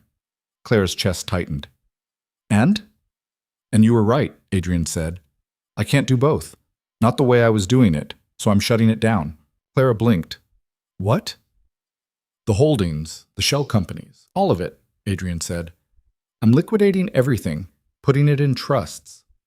For Emma. For her future. But I'm out. Adrian, I spent 3 years controlling an empire I couldn't even claim, Adrian said. I made billions of dollars I couldn't spend. I had power I couldn't use. And for what? So I could be the richest ghost in the world? You did it for Emma, Clara said. I told myself that, Adrian said. But the truth is, I did it because I was scared. Scared of being powerless. Scared of being vulnerable. Scared of being normal. Clara walked over to him. And now? Now I'm more scared of losing her, Adrian said. Of losing you. Of waking up one day and realizing I spent her whole childhood hiding instead of living. Clara's eyes burned. So what are you going to do? I'm going to be a mechanic, Adrian said. A real one. I'm going to fix cars and come home to my family and go to parent-teacher conferences and complain about property taxes. I'm going to be boring. You could never be boring, Clara said. Adrian smiled. I'm going to try. Clara kissed him, long and slow and full of promise. When they pulled apart, Adrian said, There's one more thing. What? He reached into his pocket, pulled out a small box. Clara's breath caught. This isn't, we're already married, she said. We signed papers, Adrian said, in a courthouse that smelled like burnt coffee, with a clerk who couldn't have cared less. That's not a marriage, that's a transaction. He opened the box. Inside was a ring, simple, silver, perfect. I want to do this right, Adrian said. I want to marry you because I choose you. Not because I need a cover story, not because you're useful, but because I... He stopped, swallowed hard. Because I love you. Clara's vision blurred. You love me? Yeah, Adrian said. His voice was rough. I do. I don't know when it happened, but somewhere between you finding the files and you climbing over my walls and you saving all of us from my own stubbornness, I fell in love with you. Clara was crying now. She couldn't help it. Say something, Adrian said. He looked terrified. Clara laughed through her tears. You're an idiot. Adrian's face fell. I've been in love with you for weeks, Clara said. I just didn't think you'd ever feel the same way. Adrian stared at her. Really? Really, Clara said. You're stubborn and controlling, and you have terrible taste in trucks. But you're also the most loyal, protective, fiercely loving person I've ever met. How could I not love you?" Adrian pulled her close, kissed her like she was the only thing keeping him alive. When they came up for air, Clara said, "So are you going to put that ring on me or what?" Adrian laughed, slid the ring onto her finger. It fit perfectly. Of course it did. Basam. 2 months later, they had a real wedding. Nothing fancy, just the backyard. String lights, Emma's entire class as flower girls and ring bearers because she couldn't choose just one friend. Marcus Wu showed up, gave Adrian a box with a bow on it. "What is this?" Adrian asked. "The rest of Hale's operation," Marcus said. "Dismantled, scattered. He won't be a problem anymore." "I thought we had a deal," Adrian said. Marcus shrugged. "You had a deal. I had a contract, and my contract said to protect your family. Hale was a threat, so I eliminated him." "You killed him?" Clara said. "No," Marcus said. "Worse. I made him irrelevant, destroyed his reputation, froze his assets. By next month, he'll be begging for spare change outside a subway station." Adrian looked at the box. "I didn't ask you to do this." "I know," Marcus said. "Consider it a wedding gift." He walked away before Adrian could argue. Clara looked at Adrian. "Your friends are terrifying." "I know," Adrian said. Emma ran up, covered in frosting from the cake she'd been taste testing. "Dad, can I have another piece?" she asked. "You haven't even had dinner yet," Adrian said. "But it's your wedding," Emma said. "Weddings are special. Special days mean special rules." Adrian looked at Clara. Clara shrugged. "Fine," Adrian said. "One more piece." Emma cheered and ran off. Clara leaned against Adrian. "You're getting soft." "Yeah," Adrian said. "I am." He didn't sound upset about it. The ceremony was short, simple. The officiant was a retired judge who owed Adrian a favor. He didn't ask questions. Adrian and Clara stood under the string lights and said vows they'd written themselves. Adrian's were short. "I promise to choose you every day, to let you climb over my walls, to be the man you see when you look at me." Clara's were longer. "I promise to stand beside you, to call you out when you're being stubborn, to remind you that you don't have to be perfect. Just present. I promise to love you, not because you're the richest man I never heard of, but because you're the best man I know." Emma cried. So did half the guests. Adrian kissed Clara like he'd been waiting his whole life to do it. And maybe he had. That night, after the guests left and Emma was asleep, Clara and Adrian sat on the porch steps. The same steps where Clara had confronted him about running, where she'd told him to choose. "Do you regret it?" Clara asked. "Regret what?" "Giving it all up," Clara said. "The power, the control, the empire." Adrian thought about that. "Sometimes, late at night, when I can't sleep, I think about what I could have done with all that power, the changes I could have made, the people I could have helped. But then I wake up," Adrian said, "and Emma's making too much noise in the kitchen, and you're yelling at her to use her inside voice, and I realize this is what I was fighting for, not the power, the noise, the chaos, the ordinary beautiful mess of being alive." Clara rested her head on his shoulder. "You're getting poetic in your old age." "I'm 32. "Ancient," Clara teased. Adrian smiled. "What about you? Do you regret it?" "Marrying you? All of it," Adrian said. "You had a life. It wasn't much, but it was yours. And I dragged you into my mess." "You gave me a choice," Clara said.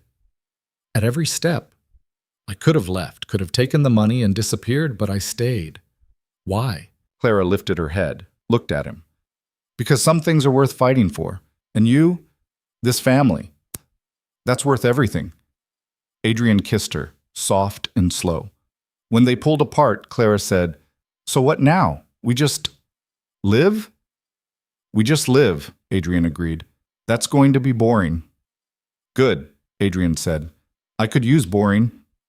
They sat in silence for a while, listening to the crickets, watching the stars.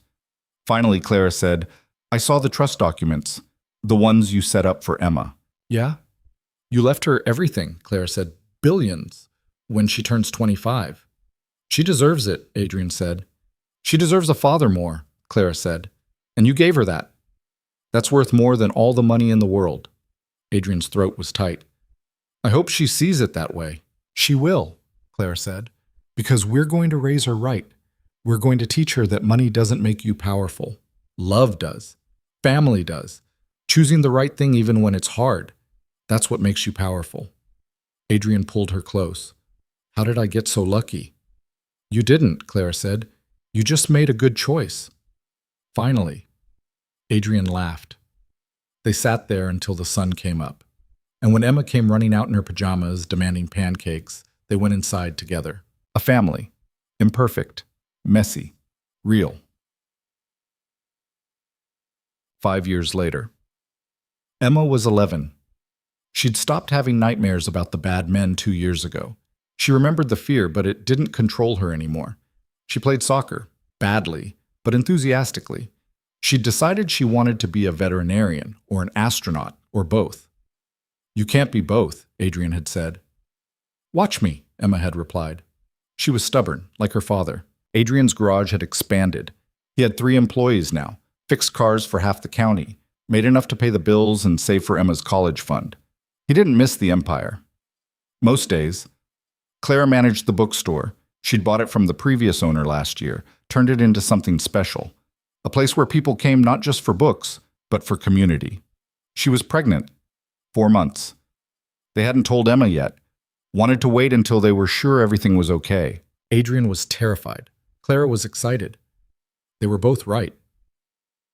One night, after Emma went to bed, they sat on the porch steps again. It had become their ritual, their place to talk about the hard things. I've been thinking, Clara said. About the files, Clara said. The real ones. The ones I copied. Adrian tensed. What about them? We should destroy them, Clara said. Clara, we don't need them anymore, Clara said. We're out. We're safe. And as long as they exist, there's a chance someone could find them, use them, drag us back into that world. Adrian was quiet for a long time. Those files are the only thing keeping us safe. If someone comes after us, then we deal with it, Clara said, the same way we dealt with Hale, together. But we don't live our lives holding on to weapons we'll never use. You don't know that we'll never use them. Yes, I do, Clara said, because that's not who you are anymore. You're not the man who destroys people to protect himself. You're the man who coaches Emma's soccer team, even though you don't know the first thing about soccer. You're the man who cried when we found out about the baby. You're the man who chose boring, and I love that man. But he can't exist while Adrian Cross, the puppet master, is still lurking in the shadows. Adrian's eyes were wet. What if I'm not strong enough to let go? Then I'll be strong enough for both of us, Clara said, until you are. Adrian pulled her close, buried his face in her hair. Okay, he whispered. Okay. Burn them. Clara kissed his temple. I already did, 2 days ago. Adrian pulled back, stared at her. What? I couldn't wait for you to be ready, Clara said, so I made the choice for you, again. Are you mad? Adrian laughed. It was a wet, broken sound. I should be. But you're not. But I'm not, Adrian agreed. You're terrifying, you know that? I learned from the best, Clara said. They sat there until Emma called from inside. Dad! Clara! There's a spider in my room, and it's huge! Adrian stood, helped Clara to her feet. That's our cue, he said. They went inside together, to deal with the spider, to tuck Emma in, to build the life they'd fought so hard for. And for the first time in 8 years, Adrian Cross slept through the night without checking the locks, because he finally understood what Clara had been trying to tell him all along. Safety doesn't come from control. It comes from trust, from choosing the people you love over the power you wield, from letting go of the past so you can build a future. It comes from being brave enough to be ordinary. And in that ordinariness, Adrian found something he'd been searching for his whole life. Peace. Not the kind that comes from destroying your enemies, but the kind that comes from building a home. From raising a daughter who knows she's loved. From standing beside a woman who sees all your flaws and chooses you anyway. From being enough, just as you are. 3 months later, their son was born. They named him James. No middle name, No fancy backstory. Just James. Emma held him in the hospital and cried because she'd always wanted a little brother. Adrian held him and couldn't speak for 20 minutes. Clara held him and felt complete. This was the empire Adrian had really been building all along. Not one made of money and power and fear, but one made of love. Of messy breakfasts and soccer games and midnight feedings, of arguments about screen time and homework, of laughter and tears and everything in between. An empire that couldn't be bought or sold or stolen. An empire that could only be built, one choice at a time. And as Adrian stood in that hospital room, holding his son, while his daughter chattered about all the things she was going to teach him and his wife smiled at him. With exhaustion and joy and absolute certainty, he realized something. He'd spent 8 years trying to protect his family by controlling the world around them. But the only thing that had ever kept them safe was loving them enough to let go. To choose them over everything else. To be present instead of powerful. And in that choice, he'd found something richer than any fortune he'd ever built. He'd found home. Years later, when Emma asked about the scars on his knuckles and the way people sometimes looked at him with caution, Adrian told her the truth. "I used to be someone else," he said. "Someone who thought power was the only thing that mattered. But I was wrong. The only thing that matters is right here. You, your brother, Clara, this family." "Do you miss it?" Emma asked, "being powerful?" Adrian thought about that. "Sometimes. But then I remember I'm not powerless. I'm just powerful in a different way." "How?" "I have you," Adrian said, "and you're going to change the world someday. Not with money or threats, but with your heart, with your stubborn refusal to give up, with your absolute certainty that you can be both a veterinarian and an astronaut if you want to." Emma smiled. "You think I can?" "I know you can," Adrian said, "because you're my daughter, and my daughter doesn't know how to quit." And he was right. Emma grew up to be extraordinary, not because her father was rich or powerful, but because he was present, because he showed up, because he taught her that strength isn't about control.